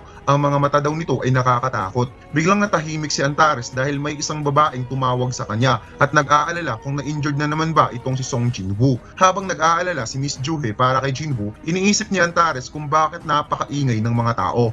Ginather ni Mr. Song ang lahat ng mga hunter at tinanong niya kung papayag ang lahat na siya ang magiging leader sa raid. Napangiti na lamang si Mr. Park at Mr. Kim dahil wala namang ibang mas karapat-dapat na maging leader sa kanilang grupo kundi si Mr. Song lang naman. At parang sumali ata ng raid si Saitama mga lods, hindi naman ipinakita ang kalbong ito sa episode 1 ng Solo Leveling. Anyways, pumasok na ang lahat ng hunters sa gate at napansin ni Antares na parang may suspicious sa gate na ito. Ito daw yung mga gate na ginawa ng mga ruler upang makapanlin lang ng tao. Subalit naramdaman niyang parang mayroong magical energy ng isang monarch sa loob ng gate, kaya kailangan talaga niya itong matingnan kung ano ang meron sa loob. Pinapaalahanan siya ni Mr. Kim dahil alam nitong palagi itong nai-injured during raid, kaya naisip ni Antares na isang loyal subordinate itong si Mr. Kim. Pumasok na si Antares sa gate at ang lahat ng nakalaban nilang beast monster, siya lang ang mag-isang tumapos na walang kahirap-hirap, kaya napagtanto nilang may kakaiba talagang nangyayari kay Song Jinwoo o baka mga mahihinang monster lang ang nasa loob ng dungeon. Subalit hindi daw nila nakikita ang galaw nito na sobrang bilis. Pagkatapos niyang tapusin ang lahat ng mga beast monsters, sineta niya ang kanyang mga kasamahan kung bakit nakatayo lang ito. Sabihin daw kaagad sa kanya kung saan ang sunod na daanan. Wika ni Mr. Song na dapat kailangan nilang pagbutuhan ng ganitong bagay, ngunit pinatulog ito ni Antares, kaya nagulat ang lahat at sinabing sino ang gustong bumoto kay Mr. Song. Walang nagsalita, kaya siya daw ang nanalo sa butuhan. Nagtungo ang lahat sa pinakailalim ng dungeon at nag-aalala ang mga hunter dahil baka biglang magsara ang gate, ngunit nakita nila ang napakalaking pintuan. Naramdaman ni Antares na parang hindi ito magiging madali, kaya binuksan niya ang pintuan pagkatapos kinuha niya si Damulag at una niya itong ipinasok sa loob ng Cartinon Temple. Napansin ni Antares na wala namang nangyari sa taong una niyang ipinasok, kaya pumasok silang lahat sa loob. Namangha ang lahat dahil ngayon lang nila nakita ang ganitong klaseng dungeon. Inutusan ni Antares na magsikalat ang mga hunter upang i-check ang bawat area. Napansin nila ang napakalaking statua sa gitna, kaya napagtanto nilang ito ang boss ng mga monster. Napansin din nila ang malaking stone tablet na hawak ng isa pang statua, ngunit hindi nila ito nababasa kung ano ang ibig sabihin na nakasulat. Sinabi ni Antares na nagpa-as if bilang si Song Jinwoo na ito daw ang commandments of the Parthenon Temple. Subalit bigla siyang hinawakan ni Miss Juhe sa likod dahil may something wrong daw sa malaking statua. Tinapik ni Antares ang kamay ni Miss Juhe, kaya nagulat tuloy ang babae kung bakit biglang nag-iba ang pag-uugali ni Jinwoo. Maya-maya bumukas ang mga mata ng malaking statua na ikinagulat ng lahat dahil nag-unleash ito ng napakalakas na laser beam. Habang si Antares na inis dahil minamaliit daw siya, ang atake daw ito ay napakahina kumpara sa kanyang kapangyarihan. Sinalo ni Antares ang atake na ikinagulat ng lahat dahil nakita nilang gamit lamang ang dalawang kamay ni Jinwoo na pigilan ang napakalakas na atake. Nag-charge up ng blast breath attack si Antares at pinakawalan niya ito towards sa statua ng absolute being, kaya bumagsak ang mga panga ni Miss Juhe, Mr. Kim at Mr. Park sa nasaksihan nilang kapangyarihan na inakala nilang si Song Jinwoo. Usang gumalaw ang mga Night Colossal at kaagad sumalakay towards Antares upang magsagawa ng atake, kaya nagsisitbuhan ng lahat dahil sa mga malalakas na pagsabog na ginawa ni Antares. Nagliliyab si Antares sa kanyang pagkapanalo dahil nagawa niyang mawasak ang lahat ng mga statua sa loob ng Parthenon Temple, kaya nagalit ang architect at nagpakita ito sa Monarch of Destruction upang kalabanin ang nagwasak sa kanyang creation. Kaagad sumalakay si Antares towards architect, kaya isang atake lang tapos kaagad ang laban. Wika ng Monarch of Destruction, hindi daw siya naparito upang kalabanin ang mga peking statua. Gusto niyang makalaban ang may napakalakas na kapangyarihan. Biglang tumayo ang statua ng Absolute Being na parang naging Shadow Soldier, kung kaya't na-excite ang Monarch of Destruction at kaagad naglaban ng dalawa. Ngunit biglang gumising si Jinwoo dahil isa lang pala yung masamang panaginip, kaya tumayo na lamang ang ating bida habang pinagpapawisan ang mukha ni Jinwoo. Pagkatapos lumipat ang eksena sa isang lalaki na kakasimula pa lang magtrabaho bilang pulis na si Lee Si-han. Mula daw nung nagsimula siyang magtrabaho bilang pulis, palagi niyang naririnig ang isang rumors. Isang detective na kilala bilang Ghost sa Central Police Violent Crime Department. Ito ay dahil nahuhuli ang mga kriminal na galing sa unsolved criminal investigation o ang tinatawag na cold cases. At ang detective na ito ay mayroong 200% arrest rate, lampas pa sa perfect mga lords. Kaya lahat ng kasuklam-suklam na kriminal ay naging isang maamong tupa sa harap ng Ghost. At ang rumors na ito ay naging legend sa mga kapulisan at mayroon ding rumors na hindi nito tinanggap ang promotion dahil fully devoted ito sa kanyang trabaho.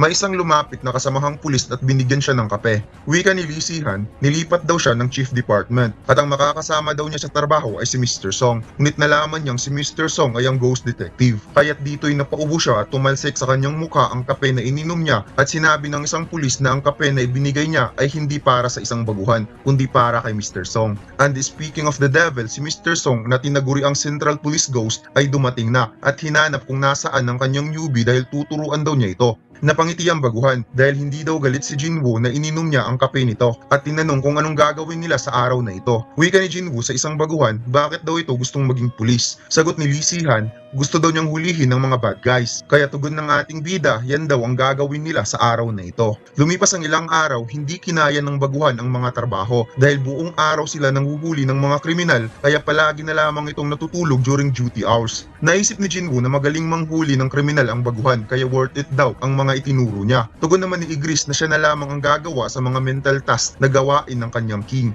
Napansin ni Jinwoo ang isang babae na sinasabi nitong hindi daw nag-commit ng suicide ang kanyang best friend. Ipinakita ng babae ang text message ng kanyang kaibigan bago ito namatay at hindi daw ito ang mga mensahe na nag-commit ng suicide pagkatapos ng 3 hours. Lumapit si Jinwoo upang matingnan ang file ng kaso. Nabasa ng ating bida ang file at napag-alaman niyang isang babaeng nakita sa bathtub na wala ng buhay dahil sa malaking sugat nito sa pulso, kaya nagresulta sa excessive blood loss. Ang kutsilyo na ginamit ay nahanap sa loob ng bathroom at ang fingerprint na nahanap sa crime scene ay sa biktima mismo. Subalit ang biktima ay mayroong napakamasayahing personality, kaya naisip ni Jinwoo na siguro nakaranas ang biktima ng matinding depresyon. Wika ni Jinwoo, wala namang kakaiba sa file, tama naman lahat. Subalit titingnan pa rin niya ito. Nagpakilala ang ating bida na siya si Detective Song Jinwoo at gusto niyang makausap sa pribadong lugar ang babae. Pagkatapos lumipat ang eksena kung saan pumunta si Jinwoo sa crime scene gamit ang teleportation. Pumasok si Jinwoo sa bathtub at dito'y nakita niya ang mga naiwang labi ng babae. Naisip ni Jinwoo na nagawa niyang ma-extract noon ng isang corpse na matagal nang patay, kaya susubukan niya itong muli. And I guess ang Kamish corpse ang ibig niyang sabihin. Binigkas ni Jinwoo ang salitang arise at dito'y nagawa niyang ma-extract ang naiwang dugo ng babae sa bathtub. Nalaman ni Jinwoo na nag-suicide talaga ang babae, kung kaya tinanong niya ito kung ano ang rason bakit pinatay nito ang kanyang sarili. Pagkatapos lumipat ang eksena kung saan pinuntahan ni Jinwoo ang tatay ng biktima. Nagpakilala si Jinwoo na siya ay isang pulis from Police Station Violence Crime Department at mayroon siyang mga katanungan patungkol sa kaso ng anak nito. Kaya hihingin niya ang oras nito upang makausap ng saglit. Binuksan ng lalaki ang pintuan at sobra itong nag-aalala sa case ng kanyang anak kung mayroon na bang resulta. Wika ni Jinwoo, as of now wala pa silang nakita ngunit mayroon siyang mga katanungan patungkol sa anak nito kaya inaanyayaan niya itong sumama sa kanya. Lumipat ang eksena sa coffee shop kung saan dito dinala ni Jinwoo ang ama ng biktima. Tinanong niya ito kung anong klaseng estudyante si Miss Soyen at kung mayroon ba itong kilala na may galit sa kanyang anak. Wika ng ama, ang kanyang anak ay isang mabait na bata at hindi ito gumagawa ng mga bagay na magdulot ng hate sa iba. Umiyak ang ama ng biktima dahil hanggang ngayon hindi pa rin siya makapaniwala na nag-commit ng suicide ang kanyang anak. Kaya't dito'y tinanong ni Jinwoo sa ama na siguradong mahal na mahal niya ang batang ito. Wika ng ama, mahal niya talaga ang kanyang anak na babae kahit hindi niya ito tunay na anak. Uminsan tinuturing niya itong more than real daughter. May na-discover si Jinwoo na isang audio file sa gamit ng biktima, kaya tinorn on niya ito upang marinig ng ama. Nagulat ng lalaki dahil nalaman niya sa audio file ang biktima ay nagsasuffer ng horrible abuse sa kanyang adoptive father mula noong bata pa ito. Sinubukan nitong lumayo subalit ang kanyang adoptive father ay patuloy pa rin nagsisend ng mga mensahe kagaya ng I miss you and I love you, kaya nag-end up ang babae na piliin na lamang ang mamatay. Naging seryoso ang lalaki at tinanong kung anong rason kung bakit siya dinala dito at kung may balak daw itong hulihin siya, kailangan pa daw nitong tumawag ng ilang police officer para mapusasan siya. Wika ni Jinwoo, bibigyan daw niya ito ng dalawang choices. Una, aamin ito sa kanyang kasalanan at susuko sa kapulisan. Pangalawa, kung hindi daw ito aamin sa kasalanan ay pagbabayaran niya ito ng napakalaking halaga.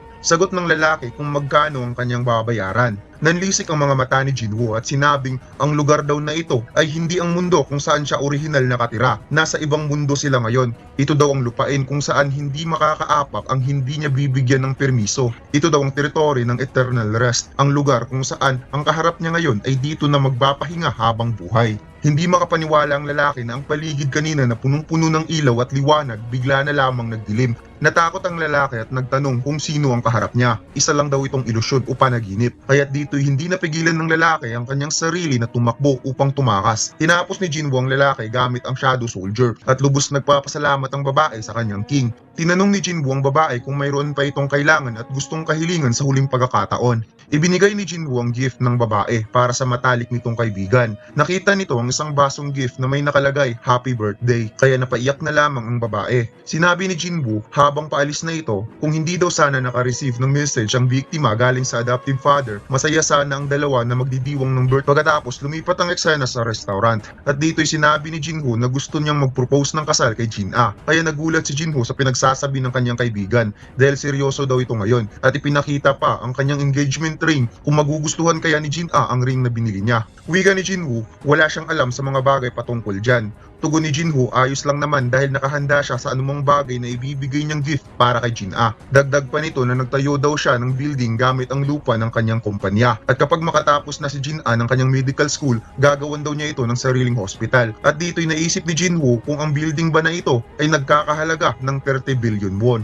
Nagulat si Jinwoo kung paano nalaman ni Jinwoo ang presyo at naalala ng ating bida nung inoffer sa kanya ni Jinwoo upang magtayo sila ng building para sa kanilang guild. Wika ng ating bida, hindi naman kailangan ibigay ni Jinwoo ang lahat dahil isa naman itong magaling at mabait na lalaki. Ang gagawin lamang nito ay magpapakatotoo. Napaiyak si Jinwoo sa mga motivational words ng ating bida kaya gusto niya itong yakapin. Pagkatapos lumipat ang eksena sa bahay ni Jinwoo at dito'y ipinakita ang isang cute na bata na anak ng ating bida at isang napakagandang babae na si Cha Hae-en. Wika ni Cha Hae-en habang dala-dala niya ang cute nilang anak, bakit daw lumabas itong si Jinwoo para uminom na hindi naman ito nalalasing. Sagot ng ating bida na mayroon daw sasabihin sa kanya si Jinwoo kaya sinamahan niya na lamang ito. Kinuha ni Jinwoo ang kanyang anak at napansin niyang palaging napaka-energetic daw ni Soho. Tugon naman ni Cha Hae-in, mahaba daw ang tulog nito kanina. Nagtaka si Jinwoo kung ano ang nangyayari kay Igris at Bilyon. Nag-aaway ang dalawa kung sino ang magtuturo sa kanila ng sword skills sa young lord na si Song Soho. Wika ni Cha Hae-in na dapat uuwi talaga ng maaga si Jinwoo hanggang sa makalakad na si Song Soho since nahihirapan siyang makipag-deal sa anak nila. Lumipat ang eksena kung saan ipinatawag si Jinwoo sa chief officer ng kapulisan. Narinig daw nito na palagi daw nangingialam itong si Jinwoo sa ibang kaso, kaya nakikiusap siyang huwag itong gumawa ng ibang bagay na ika-hate ng kanyang mga kasamahan sa trabaho. At ito pala ay si Woo Jin-chul na siyang chief ng mga kapulisan at tinawag ang ating bida na si Hunter Song Jin-woo. Wika ng ating bida, hindi na siya isang hunter, ngunit komportable pa rin si Jin-chul na tawagin si Jin-woo na isang hunter. Dagdag pa ni Jin-chul na nabalitaan daw niyang biglang nawala ang ama ng biktima na nag-commit ng suicide, kaya tinanong niya kung may alam ba si Jinwoo patungkol dito. Wika ng ating bida, wala siyang alam patungkol dito. Dagdag pa ni Jin-chul, coincidentally daw, nag-error ang CCTV sa lugar ng suspect kung saan huli itong lumabas sa kanilang bahay. Sagot ng ating bida, oo nga no, napaka-coincidence. Wika ni Jin-chul, kung ano man ang ginagawa ni Jinwoo, wala na siyang pake. However, hindi ito ang dahilan kung bakit niya ito ipinatawag. Ibinigay ni Jin-chul ang papel at sinabing si President Go Geun-hye ay nasa critical na kondisyon, kung kaya nagulat ang ating bida. Pagkatapos, lumipat ang eksena sa hospital. Muling pinuntahan ni Jinwoo si Go Geun-hye. Napansin ni Go Geun-hye ang pagdating ni Jinwoo, kaya masaya ang matanda nang muli niyang nakitang binatilyo dahil gusto talaga niya itong makita bago siya magpapaalam. Muling inoffer ni Jinwoo ang Holy Water of Life upang pagalingin si Go Geun-hye, ngunit hindi ito tinanggap ng matanda dahil sapat na sa kanya ang binigay nitong 10 years na muling madagdagan ng kanyang buhay at nagawa na niya ang lahat. Mayroong favor si Go Geun-hye, gusto niyang ipakita sa kanya ni Jinwoo ang mundo na nawala sa kanyang isipan. Gusto lang niyang malaman kung ano ang kanyang kahalagahan sa nakaraan. Sagot ng ating bida, ito daw yung memories na hindi gustong balikan ni Go Geun-hye. Wika ng matanda, ayos lang, dahil gusto lang niyang balikan ang mga alaala na nawala sa kanya. Hinawakan ni Jinwoo ang kamay ni Go Geun-hye at ipinakita nito ang nakaraan kung saan una silang nagkakilala nung naging esrang hunter si Song Jin-woo. Habang unti-unting tumigas ang kamay ng matanda nang nakita niya ang mga alaalang ito. Napakamot sa dibdib si Go Geun-hye nung nakita niya kung paano niya kinalaban ng Ice Monarch at napaiyak si Jinwoo nung namatay siya sa nakaraan. Napaluha si Go Geun-hye habang naalala niya ang lahat at hinawakan niya ang kamay ni Jinwoo dahil lubos siyang nagpapasalamat at masaya siyang makita ang isang batang bayani katulad ni Jinwoo. Sinabi ng matanda, kahit magiging isa siyang malamig na bangkay, patuloy na mananatili sa kanyang isipan ang honor na ito. Naging zero ang heartbeat rate ng matanda, kaya nag-say rest and peace ang ating bida habang masaya siyang pinupunasan ng luha ni Go Geun-hye. Umalis na si Jinwoo sa hospital at tumawag si Cha Hae-in sa kanya dahil ang kanilang anak daw ay lumilipad. Naguguluhan si Jinwoo dahil instead na unang matututunan ng isang bata ay ang paglalakad, bakit lumilipad ang kanyang anak? Kaya sinabi niya kay Cha Hae-in na huwag itong magalala dahil tuturuan niyang lumipad si Song Soho step by step sa halip na maglakad ng step by step. At dito'y pinakitang nagtatalo na naman itong si Igris at Bilyon dahil wika ni Bilyon, since lumilipad daw ang kanilang young lord, dapat nila itong turuan ng aerial combat. Tugon naman ni Igris, ano bang pinagsasabi mo? Dahil lumilipad daw ang kanilang young lord, ibig sabihin nito gusto daw itong magpiloto in the future. Habang si Cha Hae-in umiiyak dahil gusto niyang umuwi na si Jinwoo ng maaga. Pagkatapos, lumipat ang eksena kung saan ipinakita ang alaala ni Bero nung nag-aalala ang Ant Queen na walang makain ng kanyang mga anak, kaya napagpasyahan nitong mag-produce ng panibagong anak na kayang pamunuan ng kanyang kingdom, at dito isinilang ang Ant King na siyang nilikha upang takutin ang mga kalaban na gustong pigilan ng lahi ng mga langgam. Sa moment na ito, naaalala ni Bero ang dahilan kung bakit siya isinilang at kung paano niya nakilala ang kanyang king. However, na-realize niyang parang kailan lang mayroong maliit na human na hindi rin natatakot sa kanya. Habang naglalakad si Bero sa loob ng bahay, palagi siyang nakikita ni Soho na parang attract sa kanya ang bata at tinawag pa siyang Amp instead na Ant. Hanggang sa lumabas siya ng bahay at lumipad papuntang rooftop, sinusundan pa rin siya ng infant na si Soho. Nagpakita si Igris sa likod ni Bero at sinabi nitong walang rason na matatakot sa kanya ang bata dahil isa daw itong insekto na kasing laki ng tao na nakakalakad at nakakapagsalita. Kaya medyo naguguluhan si Bero kung ano ang ibig sabihin ni Igris. Pumunta si Bero sa World of Rest at ni-welcome siya ng balbasing dwarf sa kanyang pagbabalik. Wika ni Bero, kailangan daw nila baguhin ang kanilang plano. Nagulat ang balbasing dwarf dahil gusto na namang baguhin ni Bero ang statua ni Jinwoo na patapos na. At si Bero naman talaga ang may plano nito sa simula pa lang para sa ika-32nd birthday ng kanilang king. Wika ni Bero, hindi niya ito ipapakancel. Ang ibig niyang sabihin, Gusto lang niyang i-adjust ang ibang parte ng statua ng kanilang king. Itinuro ni Bero sa Balbasing Dwarf ang pagbabago ng kanilang plano at nagustuhan naman ng Balbasing Dwarf dahil mas maganda daw ang idea na ito. However, kailangan nila ng dagdag na employee kaya nagmungkahi ang Balbasing Dwarf na mag-hire ng demons para matapos kagad ang trabaho. Kagad namang pumayag si Bero at babalik na lamang siya dahil mayroon muna siyang dapat na ligpitin. Lumipat ang eksena sa bahay ni Jinwoo. Mayroong 4 na masamang loob na gustong pasukin ang bahay ng ating bida para ipaghigante ang mga kasamahan nila sa grupo dahil daw kay Jinwoo nasira ang kanilang samahan at nagkawatak-watak ang kanilang gang. Kung kaya ipaghihiganti nila ang mga namatay nilang member sa pamamagitan ng pagnanakaw sa bahay mismo ng detective. Kagad tumalon sa pader ang mga magnanakaw, subalit napansin nilang bakit dalawa lamang sila, bakit hindi sumunod ang dalawa pa. Ngunit si Bero ay nasa likod na, kaya hinawakan niya ang bibig ng magnanakaw dahil baka gumising ang Little Lord. Nakakatulog pa lang habang ang isang magnanakaw ay hinimatay na. Pagkatapos lumipat ang eksena sa World of Rest. Kinuha ng Balbasing Dwarf ang Radiro clan ng mga demonyo sa Demon Castle upang makatulong sa changes ng statua ng kanilang king at makikita natin ngayon si Lady Isil at ang ama nito. Lumipas ang ilang araw, ipinakitang masaya ang mga Shadow Soldier dahil tapos na ang statua, lalo na ang Balbasing Dwarf dahil nagawa talaga niya kung ano ipinapagawa sa kanya ni Commander Biro. At dito'y masayang masaya si Bero dahil sigurado siyang magugustuhan ito ng kanyang king kapag makikita nito ang napaka-magnificent na statua kasama ang anak nito, ang Little Lord na si Song Soho. Wika ni Bero kapag darating ang araw na makakapasok ang Little Lord sa mundo ng World of Rest, sigurado siyang isa itong makabuluhang regalo para sa anak ni Jinwoo. Ngunit nagulat siya dahil ang Little Lord na tinutukoy niya ay nagawang makapasok sa loob ng World of Rest at ginagaya pa kung paano siya magsalita bilang insekto. Habang nagulat ang lahat ng mga Shadow Soldier dahil mayroong infant na nakapasok sa mundo ng mga Shadows. Lumipas ang panahon, ang Little Lord ay nagsimula ng mag-aral, subalit nagulat ang teacher dahil ang palagi nitong dinodrawing ay ang kakaibang klaseng langgam. Napatanong si Cha Hae-in kung anong meron sa iginuguhit ng kanyang anak. Wika ng teacher, ang in-charge daw na guro ni Soho ay nag-ask na i-draw ang kanyang kaibigan, ngunit ang ginuhit nito ay isang langgam na may 2 paa at 2 kamay. Wika ng teacher, mayroon pang ibang drawing dyan na ipinapagawa sa kanya ng teacher na mag-draw pa ng iba pang mga kaibigan at ang ginuhit nga nito ay si Tusk at Billion. Ang sunod na drawing, wika ng teacher, ay ang pamilya. At dito nga ipinakita ang drawing ni Soho na ang kanyang ama at may itim na tao sa likod. At ang huling drawing ni Soho ay ang kanilang bahay na napapalibutan ng napakaraming itim na tao. Tugon ng teacher, ito ang dahilan kung bakit ipinatawag niya si Cha Hae-in dahil si Soho ang unang bata na may ganitong klaseng drawing. Tinanong ng teacher kung bakit daw din-drawing nito pati ibaba ng kanilang bahay. Tugon daw ng bata, ito ay dahil ang mga kaibigan ng kanyang pamilya ay nasa ilalim ng kanilang bahay. Akala nila na binubuli lang si Soho, subalit napansin nila na mayroong magandang asal at ito ay napakabait na bata, kaya hindi na lamang nila ito pinapansin. Kaya na-realize nilang si Song Soho ay mayroong unique na talent sa pagdodrawing. Samantalang na-promote si Jinwoo bilang chief ng mga pulis, kaya kinongratulate siya ng mga kasamahan sa trabaho. Natanong si Jinwoo kung bakit bigla nitong tinanggap ang promotion. Tugon ng ating bida, wala daw siyang choice kaya tinanggap na lamang niya. Muli itong nagtanong kung ang dahilan ba ng pagtanggap ng promotion ito ay dahil sa pera. Napasmile na lamang ang ating bida dahil naaalala niya nung hunter pa siya ay tumatanggap na limpak-limpak na salapi kumpara sa pagiging isang pulis. Nakauwi na si Jinwoo sa bahay at ipinakita ni Cha Hae-in ang drawing ng kanilang anak sa school. Natawa si Jinwoo dahil nasa 5 years old pa lamang ang kanilang anak, subalit magaling na daw ito mag-drawing ng ant. Kaya nainis si Cha Hae-in dahil wala namang nakakatawa sa drawing. Nag-aalala si Cha Hae-in dahil natatakot daw ang ibang bata. Parang nagbabago daw ang kanilang expression kapag lumalapit sila kay Soho.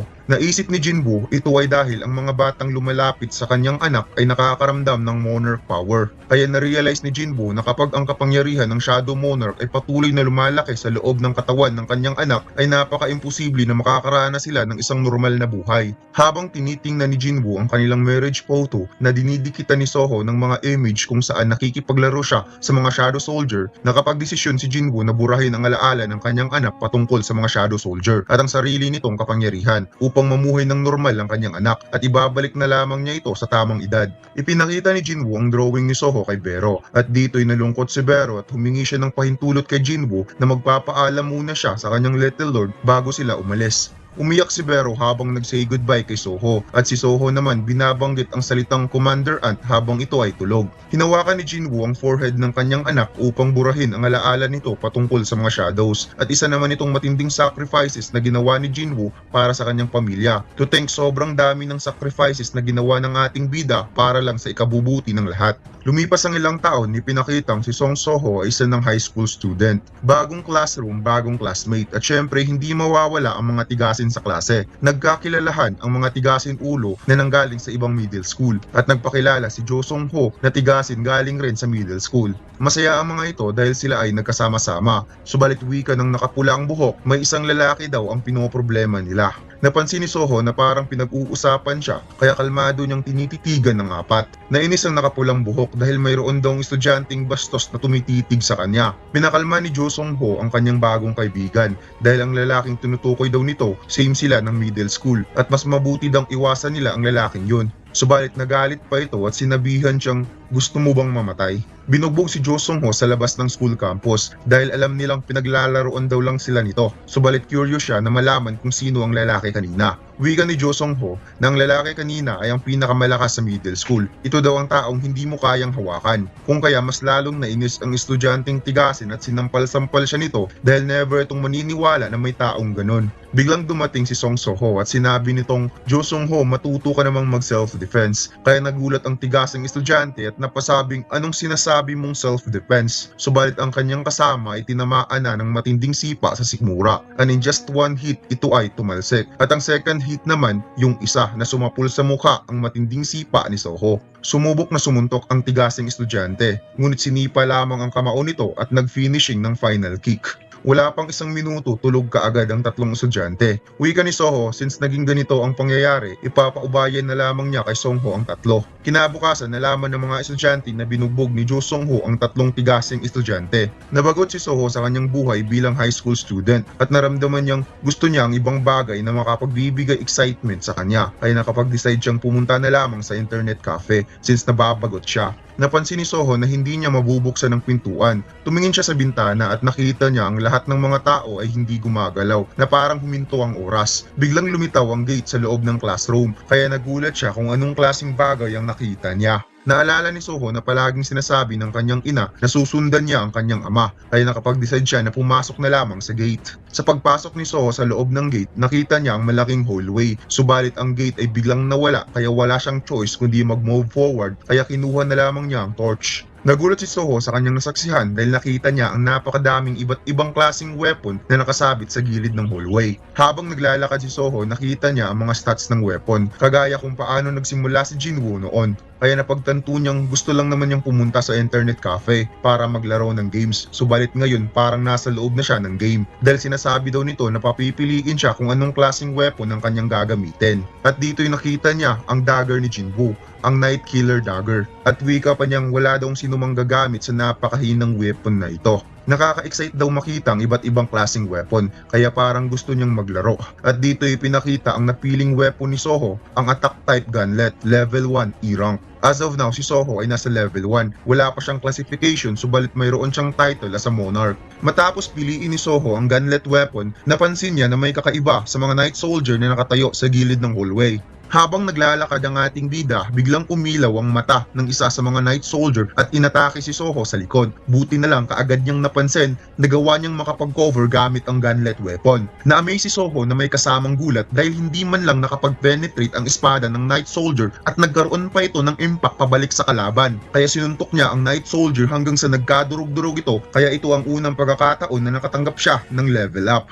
Naisip ng ating bida kung paano nakagalaw ang mga ito. Ngunit nagulat siya sa kanyang nakita, hindi lang pala ito nag-iisa dahil sobrang daming Night Soldier na humahakbang papunta sa kanya at ngayon napapalibutan na siya. At heto na nga mga lods, gamit ang bilis at lakas ng suntok ni Soho, isa-isa niyang pinabagsak ang mga Night Soldier at muli siyang nakapag-gain ng 3 level up. Subalit patuloy pa ring lumilitaw ang mga ito sa magkabilang daanan na parang hindi ito nauubos. Patuloy na kinakalaban ni Soho ang napakaraming Night Soldier hanggang sa umabot siya ng level level 19. Sobrang bilis na kapag level up ni Soho mga lods compare noon kay Jinwoo, since magkaiba rin naman ang kanilang pinagdadaanan at parang sinadya rin talaga ito ni Jinwoo para mabilis makuha ni Soho ang kapangyarihan ng pagiging monarch. Dahil kung iisipin natin mga lods, si Soho katulad rin naman ni Jinwoo noon na isang normal na tao na may monarch power, at upang maging suitable sa katawan ni Soho kapag makuha nito ang full potential ng pagiging monarch, muling ginamit ni Jinwoo ang system para sa kanyang anak upang ma-develop ang katawan nito into true monarch. Napansin ni Soho na lumalakas siya kapag makakatalo siya ng monster at nakakapag-gain ng level up na parang nasa tunay na level up games. Na-realize din niya na ito ang dahilan kung bakit madali na lamang niya natatalo ang mga Night Soldier kahit sama-sama pa itong umaatake sa kanya dahil sa pagtaas ng kanyang level. Subalit nagtataka siya kung paano niya natalo ang mga ito nung level 1 pa siya, at na-realize niyang ito ay dahil sa kanyang stats na dumadagdag sa kanyang tunay na lakas. Nakita ni Soho ang isang malaking pintuan at since gusto pa niyang mas lalong lumakas, susubukan niyang pumasok sa pintuan, at dito'y pinakita si Igris na nakaupo sa throne na naghihintay lamang sa kanya. Naisip ni Soho ito ang boss sa lugar na ito at nararamdaman din niyang malakas ang boss na ito. Tumayo si Igris at kinuha niya ang kanyang espada, kaya naghanda na rin si Soho at plano niyang uunahan niya ito sa pag-atake upang makapagland kaagad ng damage. Subalit nagulat siya sa kanyang nasaksihan dahil sa layo ng kanilang agwat, hindi man lang niya napansin na si Igris nasa harap niya na ito sa sobrang bilis. Kaya't dito'y nagsisitalsikan ng dugo ni Soho at hindi siya makapaniwala na ganun lang siya kasimple na talo. Nagkaroon ng matinding pagsabog at si Soho napasigaw sa nangyari, akala niya patay na siya. Subalit napansin niyang hindi pa pala at bumalik lang siya kung saan siya huling nag-respawn. Nakita ni Soho na hindi na umilaw ang isa sa tatlong white flames, na parang ito ang nagsisilbing life niya sa paulit-ulit niyang pagbalik. Since siya ay nag-level up, pinalitan niya ang level ng weapon na gagamitin na mababagay sa kanyang current level. Sa pagkakataon na ito, kailangan daw niyang mag-ingat dahil kapag ang tatlong white flames ay mauubos, hindi niya alam kung ano ang sunod na mangyayari. Subalit muli na naman siyang bumalik dahil napatay siya ni Igris at isang white flames na lamang ang natitira. Kaya dito'y parang nakaramdam siya ng frustration dahil hindi niya alam kung paano tatalunin ang Black Knight Soldier. Masyado daw itong malakas, hindi daw balanse ang game system, ito daw ay overbalance. Galit na si Soho at dapat hindi na siya matatalo sa huling pagkakataon. Napansin ni Soho ang isang weapon, ang Demon King Longsword, at na-realize niyang gumagamit ng espada ang Black Knight Soldier kanina, kaya gagamitin din niya ang iba't ibang klaseng weapon. At dito'y kinumpleto talaga ni Soho mga lods ang weapon. Mayroon siyang shield, axe, bow, spear, broadswords, gauntlets, boots at dagger. Muli na namang lumitaw ang mga Night Soldier at sinabi niyang, hindi ba kayo napapagod? Muli na naman tayong nagkita. Isa-isa na namang pinatumba ni Soho ang mga Night Soldier gamit ang kanyang iba't ibang klaseng weapon. Nagagamit niya ito sa iba't ibang positioning sa pakikipaglaban, at sobrang bilis na ni Soho kahit ang archer na nagtatago, bigla-bigla na lamang siyang sumusulpot at aatakihin niya ito sa likod. Ubus na naman ng kalaban at nakapag-gain si Soho ng level up, kaya na-reach nito ang requirements level for title quest. Walang pagdadalawang isip na tinanggap ng ating bida ang quest, kaya kaagad naglilitawan na ngayon ng mga gate at nagsimula nang mag-start ang oras upang dito pagbabasihan ng points at achievements. Muling nagsisilabasan ang napakaraming Night Soldiers sa mga gates habang si Soho ay na-excite na makalaban ng mga ito. Ang sumunod na eksena may isang mage type monster na nag-unleash ng flame magic towards Song Soho, subalit nasa ibang level na ang ating bida ngayon. Mas mabilis na ang kanyang reflexes, kaya kaagad siyang nakatalon sa napakalaking apoy. Ngunit nagulat si Soho sa kanyang nakita dahil ang isang mage type monster kanina ay hindi na ngayon nag-iisa, kundi nagsama-sama ang mga ito at nagsagawa ng combined flame magic spell at sabay nila itong pinakawalan towards Song Soho. Ginamit ng ating bida ang shield upang madepensahan ang napakalaking apoy, subalit hindi pa tapos ang mga mage type monster dahil nag-activate ang mga ito ng magic spell, ang Giant Golem, kung kaya napabugtong hininga na lamang si Soho dahil walang katapusang kalaban ang nagsusulputan. Tinapon ni Soho ang kanyang shield upang mabawasan ng kanyang bigat, at dito'y inatake ng ating bida ang Giant Golem sa iba't ibang parte ng katawan na hindi man lang nakagalaw ang kalaban sa sobrang bilis ni Soho, and in just a moment tapos na ang Giant Golem. Pagkatapos masake ni Soho ang Giant Golem, kanyang ginamit ang broadswords at inihagis niya ito towards sa mga Night Monster at sinabi niyang hindi niya ito kailangan. Maraming napatumba si Soho sa paghagis lang ng espada at next niyang ginamit ang kanyang bow. Using his strength power, nag-imbue siya ng mana sa araw at pinakawalan niya ito sa mga mage type monster. Naglanding si Soho sa likod ng Night Monster at ginamit niyang dalawang dagger upang tapusin ang kalaban na nasa harap niya. Pagkatapos inihagis niya ang dalawang dagger sa dalawa pang Night Monster na papunta sa kanya. Ubus na ang mga weapon na dinala ni Soho at sinabi niyang hindi niya yun kailangan. Ang kailangan lang niya ay ang gunlet weapon kung saan siya komportable gamit ang kamao. Matapos ang matinding labanan, nagawang ubusin ni Soho ang mga Night Monster. Nakapag-gain siya ng level up at natapos niya ang kanyang quest. Sinabi ng system, base sa nakuha niyang puntos, posible siyang mapromote ng advanced classification habang ina-analyze pa ng system ang suitable na classification na mababagay sa player. Wika ng system, ang fighting spirit ng player ay napakatindi. Naniniwala ito sa sariling lakas at ang pag-advance na walang pagdadalawang isip. Napagpasyahan ng system ang classification ng player at ito ay ang martial artist. Base sa promotion points na nakuha ng player, binibigyan ito ng chance na makapag-perform ng advanced promotion. However, ang oras ng playtime ni Soho ay nag-exceed kaya binibigyan siya ng additional points. Ang naiwan niyang HP ay nasa above 50%, another additional points. Natalo nito ang lahat ng kalaban, another additional points. Kung kaya ang points na natanggap ngayon ng player ay nag-exceed at nalampasan nito ang achievements limit. Kaya ngayon binibigyan ng player ng advanced classification from martial artist to soul striker. So expected nga talaga mga lods na mabigyan si Soho ng advanced classification kagaya ng kanyang ama at ito nga ang Soul Striker. At ang masasabi ko lang talaga sa classification na ito ay sobrang angas kung mabibigyan siya ng passive skills na makapag-strike siya direct hit sa soul ng kalaban. Kahit gaano pa katigas o kakunat ng kalaban, kung direkta naman yung matatamaan ng soul nito tapos na kaagad ang laban. Wala nang pag-uusapan. Wika ni Soho, hindi pa rin ito sapat para magawa niyang talunin ng Black Knight Soldier which is si Igris, kaya kailangan pa niyang magpalakas. Ang system ni Soho ay naging kulay gold at sa bago niyang classification nabigyan siya ng guard necklace, highest grade mage ring at ang panibago nitong Class S Burning Battle Demon's Gauntlet. By the way mga lods, pagkatapos ng chapter 200, magbibigay ako ng hint kung anong klaseng monster ang makakalaban ni Soho sa solo leveling Ragnarok at hindi kayo maniniwala sa sobrang lakas ng kanyang makakalaban. Napakalayo ng lakas nito kumpara sa mga monarchs. At saka palike naman mga lods, kahit huli tayo, at least may likes, okay na yan. At dito'y pumasok na si Soho sa kwarto ni Igris at humingi pa ito ng paumanhin na pinaghihintay niya ng matagal ang kanyang kalaban. Habang umaapaw ang napakatinding mana ni Soho, sinabi niyang siya ay magwawagi sa pagkakataon na ito. At makikita natin mga lods na kulay pula nga yung mana ni Soho dito na mas lalong nagpapaangas sa kanya. Si Soho ay nasa level 70 at si Igris hinanda na ang kanyang weapon, ang Demon King Longsword. At alam naman natin na itong si Igris ay palaging seryoso sa laban. Kahit anak pa ng kanyang king ang makakalaban niya, tatalunin niya ito kagaya kung paano niya binugbog si Jinwoo noon kahit alam niyang magiging vessel ito ng kanyang previous king na si Ashborn. Kaagad nag-unleash si Igris ng napakatinding lightning attack using his longsword na ikinagulat naman ni Soho dahil first time niyang na-encounter ang ganitong klaseng atake. Mabilis itong naiwasan ni Soho subalit mas mabilis si Igris dahil napunta kaagad ito sa kanyang tabi upang magsagawa na naman ng pag-atake. Ngunit inunahan ni Soho si Igris dahil nag-unleash ito ng napakalakas na suntok na nagawa namang madepensahan ni Igris. Gumawa ng malaking pagsabog ang sagupaan na yon at sabay lumabas ang dalawa sa napakalawak na usok. Gamit ang bilis ni Soho, inatake niya si Igris sa iba't ibang anggulo subalit hindi pa rin ito sapat para talunin ng ganon kasimple si Igris. Nakakita ng pagkakataon si Igris na makapag-hit ng damage kay Soho. Buti na lang nagawa itong madepensahan ng ating bida kung kaya't tumalsik si Soho sa malaking poste. Habang patuloy pa rin na umaatake si Igris at ang ating bida ay kaagad nakarecover sa kanyang balanse at naghanda na rin ito ng pag-atake na manggagaling sa itaas kung kaya't muling nagsalpukan ng kanilang mga weapons. Napaisip si Igris na ang kakayahan ng Young Monarch ay napakatindi na kahit wala pa ito sa 100% habang mabilis niyang sinusundan si Soho at inaatake. Alam ni Soho na malakas talaga ang Black Knight Soldier kaysa sa inaakala niya. Ang stats nito ay nasa ibang level kumpara sa mga Night Monster na patuloy na nagge-generate. However, alam niya sa kanyang sarili na nasa ibang level na rin siya. Hindi niya alam kung ano talaga ang rule ng game. Subalit sa pagkakaalam niya, nakakapag-gain siya ng lakas bawat level up. Considering na mayroon siyang plus points sa kanyang stats at in additional ang kanyang stats points as a level 70. At dito'y nagawang masuntok ni Soho si Igris sa dibdib ng napakalakas na I-guess dito na magtatapos ang laban sa pagitan ng dalawa.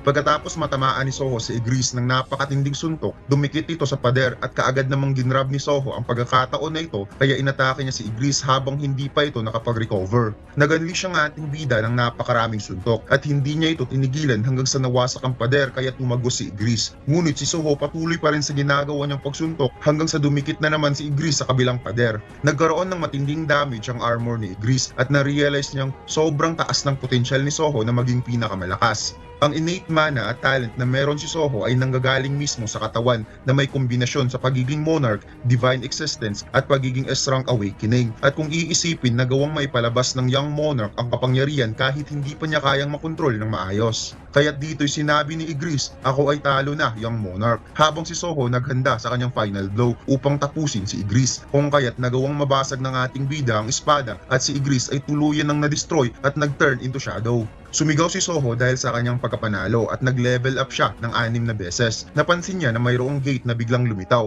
kaya napagtanto niyang baka isa itong daan pa uwi, kaya kaagad pumasok ang ating bida. Sa pagpasok ni Soho, nagulat siya sa kanyang nakita, isang tower na punong-puno ng apoy, at dito'y napansin niya ang three-headed wolf na Cerberus, ang gatekeeper ng Demon Castle. Habang tinititigan ni Soho ang Cerberus, na-intimidate ito the way kung paano tinititigan ng ating bida ang kalaban. Bigla nilang naaalala si Jinwoo kung kaya umalis na lamang Cerberus habang pinagpapawisan. Napansin ni Soho ang malaking pintuan, kaya dito'y binuksan niya ito dahil kung hindi daw niya ito bubuksan wala namang mangyayari. Nakarating si Soho sa loob ng Demon Castle World at dito'y bumungad sa kanyang harapan ang mala-impyernong lugar at napakadaming demon monster. Ngunit in just a moment, patay kaagad ang mga demon monster na kahit siya mismo ay nagulat sa sobrang dali lang patayin ng mga monster na nandito.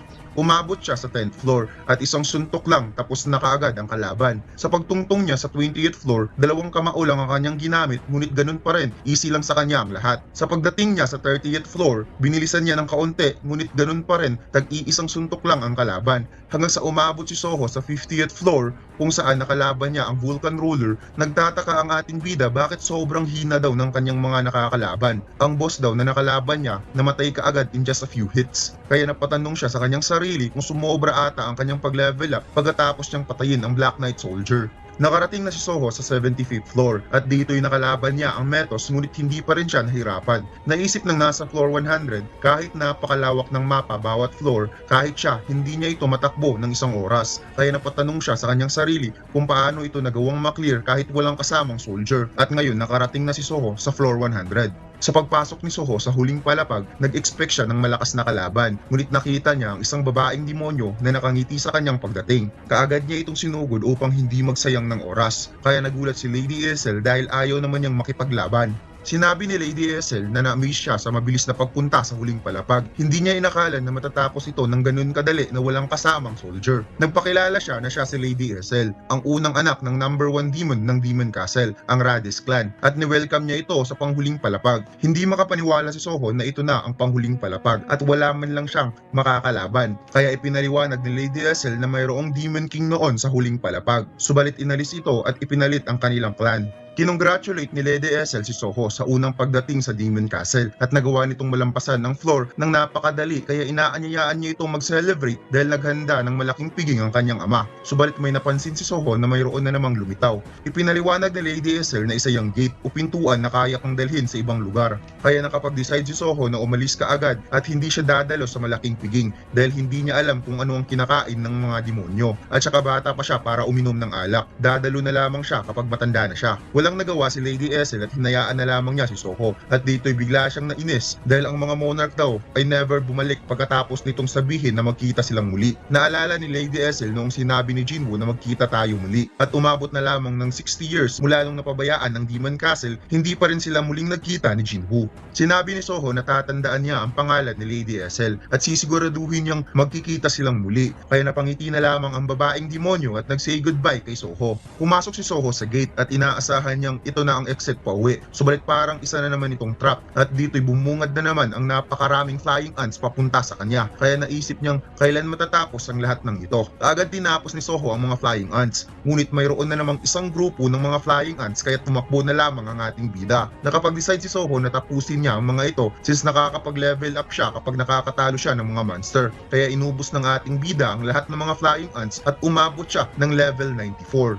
Nakita ni Soho ang isa na namang pintuan, kaya pumasok siya sa loob at napansin niya ang napakalawak na lugar at mukhang isa lang ang kanyang makakalaban. Habang lumalapit sa kanya si Bero, tumutulo ang luha ng insekto. Hindi napigilan ni Bero na mapaiyak na muli niyang makita ang Lethal Monarch, kaya dito'y inatake niya ito habang umiiyak. nagpalitan ng dalawa ng mga pag-atake at dito'y nakakita ng opening ang ating bida kung kaya nagawa niyang masipa si Bero paitaas. Nakakita rin ng pagkakataon na makapag-counter si Bero kay Soho, ngunit hindi niya ito itinuloy at nagulat ang ating bida kaya nagpakawala ito ng napakalakas na uppercut sa panga ni Bero. Muling inatake ni Bero ang ating bida ngunit parang may hesitation siya kaya nagawa na naman siyang masuntok sa dibdib. Napaluhod ang insekto at pinapagaling niya ang kanyang sarili kaya't dito'y muli na naman siyang sumalakay na makikitang umiiyak pa rin itong si Bero at nag-unleash ng slashing attacks ngunit madali lang itong naiwasan ni Soho. Napansin ng ating bida na umiiyak ang insekto niyang kalaban at nagtataka talaga siya kung ano ang nangyayari. Bakit napaka-weird ng ikinikilos ng kanyang kalaban? Sumigaw si Bero at nag-release ng magical energy at sinabi niyang susuko na ako at kusa siyang natumba na parang nagpapatay-patayan. Habang si Soho hindi makapaniwala na nagawa niyang makapag-level up ng 5 beses na walang kahirap-hirap. May lumitaw na namang isang gate kaya pumasok na naman ang ating bida dahil wala siyang choice. Habang papasok sa gate ang ating bida, napansin niya na nasa level 99 na siya at parang hindi na daw tataas ang kanyang level at gusto niya nang makauwi sa bahay. Subalit hindi pa talaga oras sa pag-uwi dahil bumungad na naman sa kanyang harapan ang napakaraming giants, dragon at iba't ibang klaseng high-level monster. Kung kaya walang choice si Soho kundi kalabanin ang napakaraming naglalakihang monster. Gamit ang bilis at lakas ni Soho, nakipaglaban siya sa mid-air sa pamamagitan ng paglipat-lipat ng posisyon pagkatapos niyang talunin ng isang monster. Nakaharap din ng ating bida ang mga Slardar. Kilala niyo ba si Slardar mga lods? Ang mga monster na pinamumunuan ng Shadow Soldier na si Jima. Gamit ang Trident Spear, inatake niya si Soho. Subalit as expected, hindi ganun kadali matamaan ng isang monarch. Kung kaya in just one punch, tapos kaagad ang mga Slardar. Subalit mayroong nakaabang na giant sa likod ni Soho. Ngunit pinuto lang ng ating bida na walang kahirap-hirap ang weapon nito at kaagad sinalakay ang giant upang magpakawala ng napakalakas na sipa sa baba nito. Sa paglanding ng ating bida, nakaabang kaagad ang mga orcs sa kayang mga humanoid wolves. Subalit binasag niya ang weapon nito at isa-isa niyang pinabagsak ang mga orcs gamit lamang ang kamao at sipa. Sinubukan pang tumakas ng isang orc kaya hinabol niya ito. Ngunit mayroong 3 orcs na tumalon galing sa itaas. Buti na lang madali niya itong naiwasan, subalit may nakaabang pa rin sa kanya na orcs sakay-sakay ang isang dragon.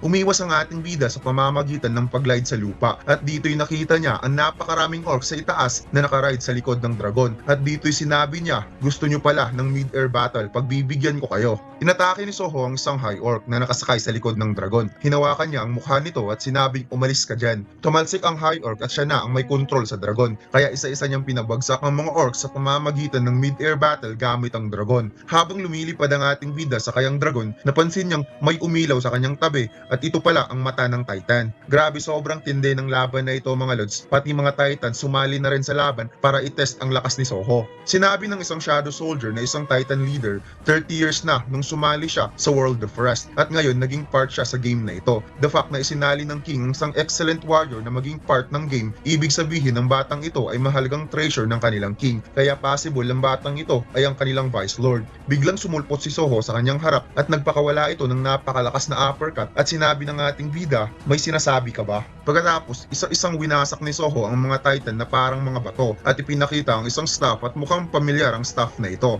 Biglang nakaramdam ng bigat ang ating bida na parang isang malakas na energy forces ang bumagsak sa kanya. Napansin ni Soho na isa na namang black monster na nasa itaas na siyang may kagagawan sa pagbagsak niya sa lupa. Kaya naisip niya ang isang black knight, black ant at halos lahat ng mga malalakas na kalaban ay may appearance na black na parang isang shadow. Ibig sabihin ng ganitong black appearance ay mga boss ng bawat stage. Hindi na makagalaw pa si Soho sa lupa dahil inilibing ni Tosk ang kanyang katawan habang ang 3 Shadow Soldier Dragon ay sinamahan si Tosk upang mag-unleash ng Flame Blast Breath ng sabay. Nagkaroon ng napakalakas na apoy dahil sa atake ng 3 dragon. Subalit hindi ito sapat para talunin ng ating bida dahil bigla itong sumalakay direkta sa dragon upang magpakawala ng napakatinding suntok. Isa-isa niyang inatake ang mga ito gamit ang suntok at pagkatapos niyang maglanding sa ibaba, muli niyang binalikan ng 3 upang magpakawala ng napakaraming suntok na nagpasuko sa 3 dragon.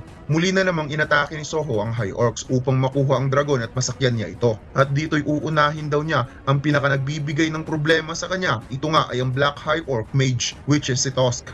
Nagulat si Soho sa kanyang nakita dahil nag-activate si Tost ng Fireball Magic Spell na may kasamang Orb of Abaras at nagmimistulang araw ang kapangyarihan na ito sa sobrang laki. Pinakawalan ni Tost ang Magic Spell, buti na lang naiwasan ito ni Soho at nasaksihan niya kung paano nabura ang napakalaking bundok at pagkatapos gumawa ng napakalaking pagsabog. Bumagsak ang panga ni Soho nang nakita niya kung gaano kalakas ang kapangyarihan ni Tost at kahit si Tost mismo hindi makapaniwala sa kanyang nakita, lumakas daw ang kanyang kapangyarihang apoy mula nung inilagay ang orb sa isang staff. Ang sumunod na eksena ay patuloy na kinakalaban ni Soho ang mga monster at ipinakitang tumatalsik ang dugo ng High Orc, basag ang mukha ng mga Titans na makikitang literal na isa-isang pinabagsak ni Soho ang mga kalaban gamit lamang ang buong pisikal na lakas nito. At dito'y pagkatapos niyang tapusin ang mga living monster na paligiran ng ating bida ng mga high-rank Shadow Soldier at mga boss pa ang mga ito sa iba't ibang uri ng monster. Nagalit na kay Soho ang leader ng Titan dahil sa pagbugbog ni Soho sa kanya kanina dahil hindi daw siya ganun kasimple na pabagsakin, ngunit bigla siyang inatake ni Soho sa sikmura. Ang sumunod na umatake ay ang isa pang malakas na Shadow Soldier and I guess ito yung boss sa pangalawang Red Gate na pinasukan ni Jinwoo. Wika niya nakarating siya sa kinatatayuan niya ngayon dahil sa kanyang pagsisipag, ngunit madali pa rin siyang tinapos ni Soho at mukhang ang mga nakapaligid na Shadow Soldier ay mga rank general ni Jinwoo including Tosk since kaya nilang makapagsalita dahil dalawa lang naman ang commander, sina Beru at Igris at si Billion ay ang Grand Marshal. Pagkatapos mabagsakin ni Soho ang dalawa, isinunod niya ang tatlong dragon. Ngunit ang kanyang mga atake ay hindi pa rin ito sapat para tuluyan talagang matalo ang mga high rank level Shadow Soldier, kung kaya't nag-focus ang ating bida upang kontrolin ang kanyang kapangyarihan. Gamit ang sarili niyang mana, masilan niya itong kinontrol na hindi masasayang upang makapag-deal siya ng malawakang damage towards large enemies. At dito'y nag-unleash si Soho ng napakaraming suntok gamit ang kanyang kapangyarihan, mga suntok na hindi mabilang sa sobrang dami kaya tumama ito na parang Gatling gun towards sa mga rank general Shadow Soldier. Nag-activate si Tosk ng magic spell, ang Shield Protection, upang hindi siya matamaan ng machine gun na suntok at makikitang sobrang daming tumama sa kanya kaya napaatras si Tosk. Ngunit biglang napunta si Soho sa kanyang likod at parang dito na magtatapos ang laban. Kaya nawasak ang katawan ni Tosk nang tinamaan ito sa final blow ni Soho. Pagkatapos ng napakatinding laban, biglang umapaw ang napakatinding kapangyarihan ng ating bida. Although hindi daw tumaas ang kanyang stats, ngunit mas lalo siyang lumakas nang nakontrol niya ang kanyang kapangyarihan sa pamamagitan ng overtime sa pakikipaglaban. At dito'y nag-step in na ang pinakamalakas sa lahat dahil pumasok na sa battlefield ang Grand Marshal na si Billion. Naramdaman ni Soho na malakas ang bago niyang kalaban at mas malakas pa ito kumpara sa Ant kanina. Sinabi ni Soho, alam niyang nakakapagsalita ang Black Soldier na ito, kaya mayroon siyang katanungan bago sila magsimulang maglaban. Tinanong ng ating bida kung ilan ng monster ang nakalaban niya. Wika ni Billion kung isasali niya ang monster sa Demon Castle, nasa 3,000 monster ang nagawa nitong talunin. Kaya hindi makapaniwala si Soho na sa daming nakakalaban niyang monster nasa 3,000 lang pala. Kaya dito'y naghanda ang ating bida upang simulan na ang laban. Habang si Billion naghanda na rin at sinabing lumaki na talaga at lumakas ang kanilang Vice Lord. Biglang nawala si Billion at mabilis itong nagdash sa harap ni Soho at nag-unleash ng slashes, buti na lang nakapag-wave ang ating bida. Kaagad namang nag-counter ng suntok si Soho at sinabi niyang bakit palagi niyo akong tinatawag na Vice Lord? Anong ibig niyong sabihin? Kung siya ay isang Lord, bakit tinatawag pa siyang Vice Lord? Kung pwede namang Lord na lang. Nagdash si Billion sa likod ni Soho at nagawa niyang makapag-deal ng damage sa ating bida at napansin ni Soho na parang biglang nag-iba ang weapon ng kanyang kalaban. Ang sword ay nag-transform into weapon. Pilit na iniiwasan ng ating bida ang web na tumatama sa kanya, ngunit nagawa niya itong mahawakan upang patigilin sa paggalaw at siya mismo ang nagdash sa harap ni Billion upang makapag-deal ng damage habang si Billion naghanda na rin for defense dahil alam niyang napakalakas sumuntok ni Soho. Nagpakawala ang ating bida ng napakaraming sunod-sunod na atake towards Billion gamit ang kanyang suntok at sipa. Wika ni Soho, kapag gagamitin daw nito ang kaparehong braso para i-cover ang mukha, matik opening yan sa sikmura. Kaya nagpakawala ang ating bida ng napakalakas na suntok sa katawan ni Billion at tumalsik ang pinakamalakas na Shadow Soldier. Wika ng ating bida, hindi siya maniniwala na matatalo niya ito sa isang suntok lang dahil posibleng isang araw bago matatapos ang kanilang laban. At tinanong ni Soho kung ang kaharap niya ngayon ay isa bang tunay na master. Hindi sinagot ni Billion kaya na-realize ng ating bida na isang peke ang kaharap niya ngayon dahil ang tunay na master ay nasa itaas at dito ipinakita si Song Jinwoo na lumilipad sakay ni Kaizel. Sa pagbaba ni Jinwoo, nagkaroon nito ng napakalakas na impact dahil sa lakas ng kanyang kapangyarihan at dito'y naghanda na rin si Soho para sa malaking laban. since alam niyang ito ang kanyang huling kalaban. Umaapaw ang napakatinding kapangyarihan ni Jinwoo habang kinukuha niya ang dalawang dagger. Napansin ni Soho ang dagger at first time niyang makita ang isang humanoid monster na humahawak ng dagger, kaya baka pwede nila itong mapag-usapan. Subalit hindi nga sumagot ang kanyang kalaban at bigla na lang nag-appear ang gate sa likod nito. Kaya napagtanto ni Soho kahit hindi pa natatalo ang kanyang kalaban, nagpakita na ang gate. Ibig sabihin, ito na ang final test. Kapag matatalo niya ang kalabang ito, makakauwi na siya sa tunay na mundo. Naghanda si Soho para sa isang malakas na atake at dito'y sabay nawala ang dalawa sa kanilang kinatatayuan at gamit ang kanilang weapon, dagger versus gunlet, sabay itong nagsalpukan at gumawa ng napakalakas na energy waves. Gumawa si Jinwoo ng napakaraming slashes at first time nakaranas ng ganitong pakiramdam ang young monarch na sobra siyang nahirapan to the point na nagilitan ang kanyang mukha sa sobrang bilis ng pag-atake. Hindi nagpatalo si Soho, nakipagsabayan ito sa bilis ni Jinwoo at dahan-dahan niyang na-realize na sobrang bilis ng kalaban niya at napakalakas pa, subalit hindi lang bilis ang meron nito, kundi bawat atake ay napakadetalyado. Hanggang sa hindi na nakasabay si Soho at dumedepensa na lamang ito sa sobrang bilis ni Jinwoo at using multilation cuts, sinalo ito ni Soho kung kaya nagkaroon ito ng slashes sa katawan. Na-realize ng young monarch kung ilang panahon pa ang kanyang tatarbahuin at bingit ng kamatayan ng kanyang mararanasan bago niya maabot ang ganitong klaseng skills. Tumagos ang young monarch sa malaking bato, ngunit kaagad itong nakabalik sa kanyang balanse at sinabi niyang hindi siya pwedeng matalo sa pagkakataon na ito dahil ang kanyang stats ay tumaas na at ang kanyang fighting skills ay nade-develop na rin. Na kahit lamang ng stats ang kalaban, hindi siya magpapatalo. Kung kaya sumalakay si Soho at naghanda ng napakalakas na atake upang tapusin kaagad ang laban, habang si Jinwoo nag-antay lamang sa gagawing atake ng kanyang anak. Subalit hindi pa nakatama si Soho, nakaranas na ito ng napakaraming slashes at nagmimistulang hangin lamang si Jinwoo habang dumadaan si Soho. Nagkaroon ng maraming slashes ang braso ng young monarch at wasak ang napakatibay na gunlet nito, kaya nakaramdam siya ng panginginig sa kamay dahil sa damage na natanggap niya. Ngunit hindi pa naman wasak ang isa niyang gunlet, kaya muli niyang sinubukang umatake at naisip niya kung nagiging malakas lang siya kagaya ng kanyang kalaban. Pasimpleng iniwasan ni Jinwoo ang atake at hinawakan niya ang ulo ng kanyang anak at tinanong kung masaya ba ang game. Na-impress daw siya sa ipinakita nitong lakas. Na-realize ni Soho na boses iyon ng kanyang ama, kaya tinawag niya itong dad. Ngunit wika ni Jinwoo masyado pang maaga, kaya tinulak niya ito sa gate. Napasigaw si Soho at na-realize niyang nasa classroom na pala siya, nag-iisa. At napagtanto niyang nananaginip lang pala siya dahil kasi ito sa sobrang paglalaro ng games, kaya napaniginipan niya tuloy ang iba't ibang klaseng dungeon at ang kanyang ama pa talaga ang boss. Nakita siya ng kanyang kaklase at nagulat ito dahil siya na lamang ang naiwan. Ang lahat ay nakauwi na. Samantalang nasa itaas si Jinwoo kasama ang kanyang mga commander. Sinabi nito na ang mga labi daw na naiwan ng architecture sa loob ng domain ay hindi na masama. Natanong ni Igris kung pwede na bang ibalik ang kapangyarihan ng young monarch. Nasubukan na daw nila ito noon, subalit sa pagkakataon na ito yung first time na nakarating ang young monarch sa kinaroroonan ng kanyang ama. Kaya naniniwala siyang nakapasa sa pagsusulit ang young monarch. Tinanong ni Jinwoo kay Igris kung mananalo kaya sila against Monarch of Destruction kung nagre-relay lang siya sa lakas ng kanyang kapangyarihan. Kahit gaano pa kalakas ang isang nilalang, tatakas pa rin ito kung nalalagay ito sa mahirap na sitwasyon. Ang pagmamadali na kalabanin ng isang napakalakas na kalaban na hindi pinag-iisipan ay hahantong lamang ito sa pagkatalo.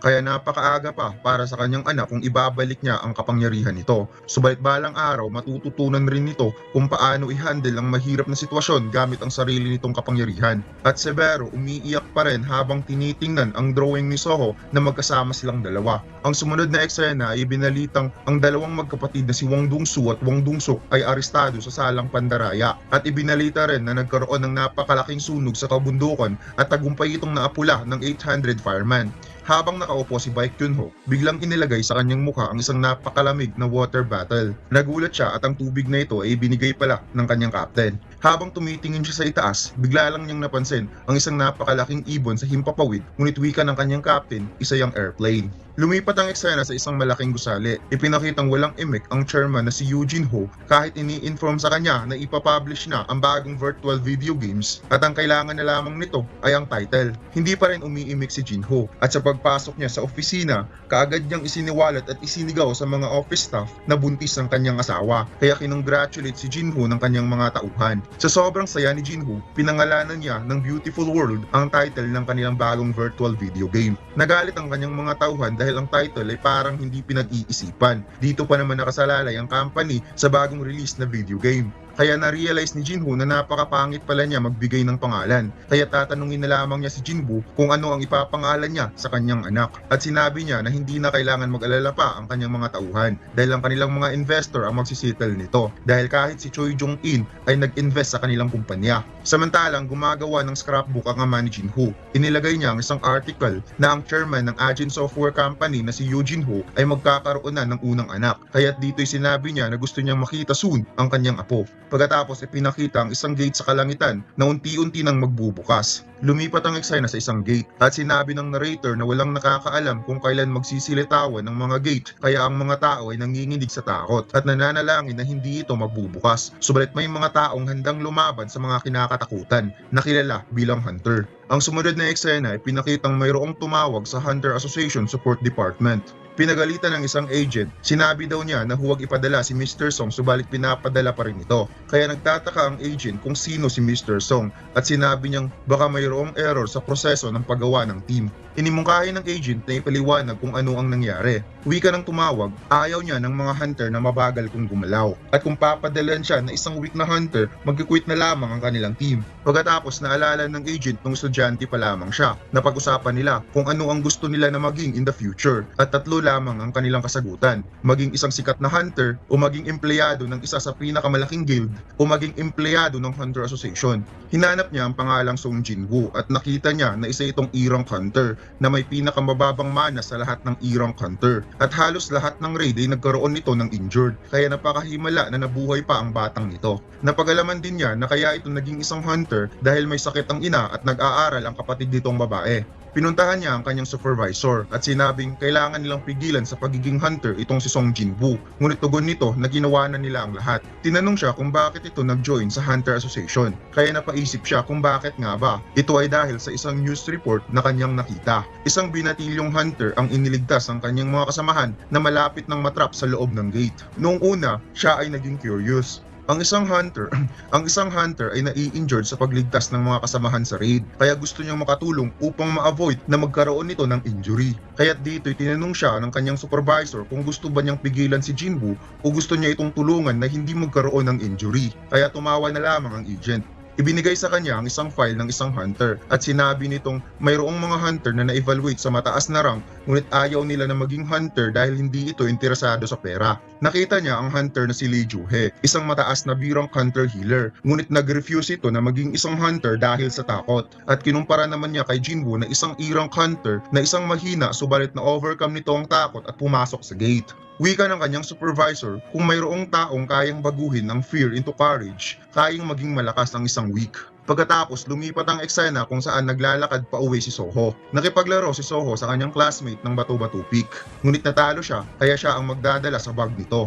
Napansin ni Soho na may kakaiba sa kalangitan at tinanong ng kanyang classmate kung ano ang meron. Wika ng ating bida, wala lang naman. Pagkatapos, ipinakita si Kaizel na lumilipad sa kalangitan na may sakay na dalawang tao. Sinabi ni Cha Hae-in na matagal na rin silang hindi nagkita at binuksan ni Jinwoo ang kanyang 16th anniversary gift para sa kanyang asawa. Wika nito, bumalik muna ang kanyang asawa sa bahay dahil andyan lang naman siya sa paligid. Sagot ni Cha Hae-in, alam niyang hindi magtatagal ang kanyang asawa at hihintayin niya ito. Napangiti ang ating bida habang tinitingnan niya ang kanyang asawa na hinatid pa uwi ni Kaizel sa bahay at dito'y pumasok na si Jinwoo sa malaking gate upang bumalik sa Dimensional Rift at bago siya pumasok, tinawag niya muna ang mga Major Shadow Soldier. Pagkatapos ipinakita ang tatlong white flames nung nakapasok si Soho sa Dimensional Rift. Naisip ni Soho nung nakita niya ang pintuan, mayroong malakas na monster na magpakita at pwede siyang mamatay. However, kung hindi naman niya susubukan, hindi niya malalaman kung ano ang meron sa loob. Ngunit bumalik nga si Soho at may dalawang white flames na lamang ang natitira at naisip niyang ilang araw na siyang nandito. Gustong gusto niya nang umuwi sa bahay.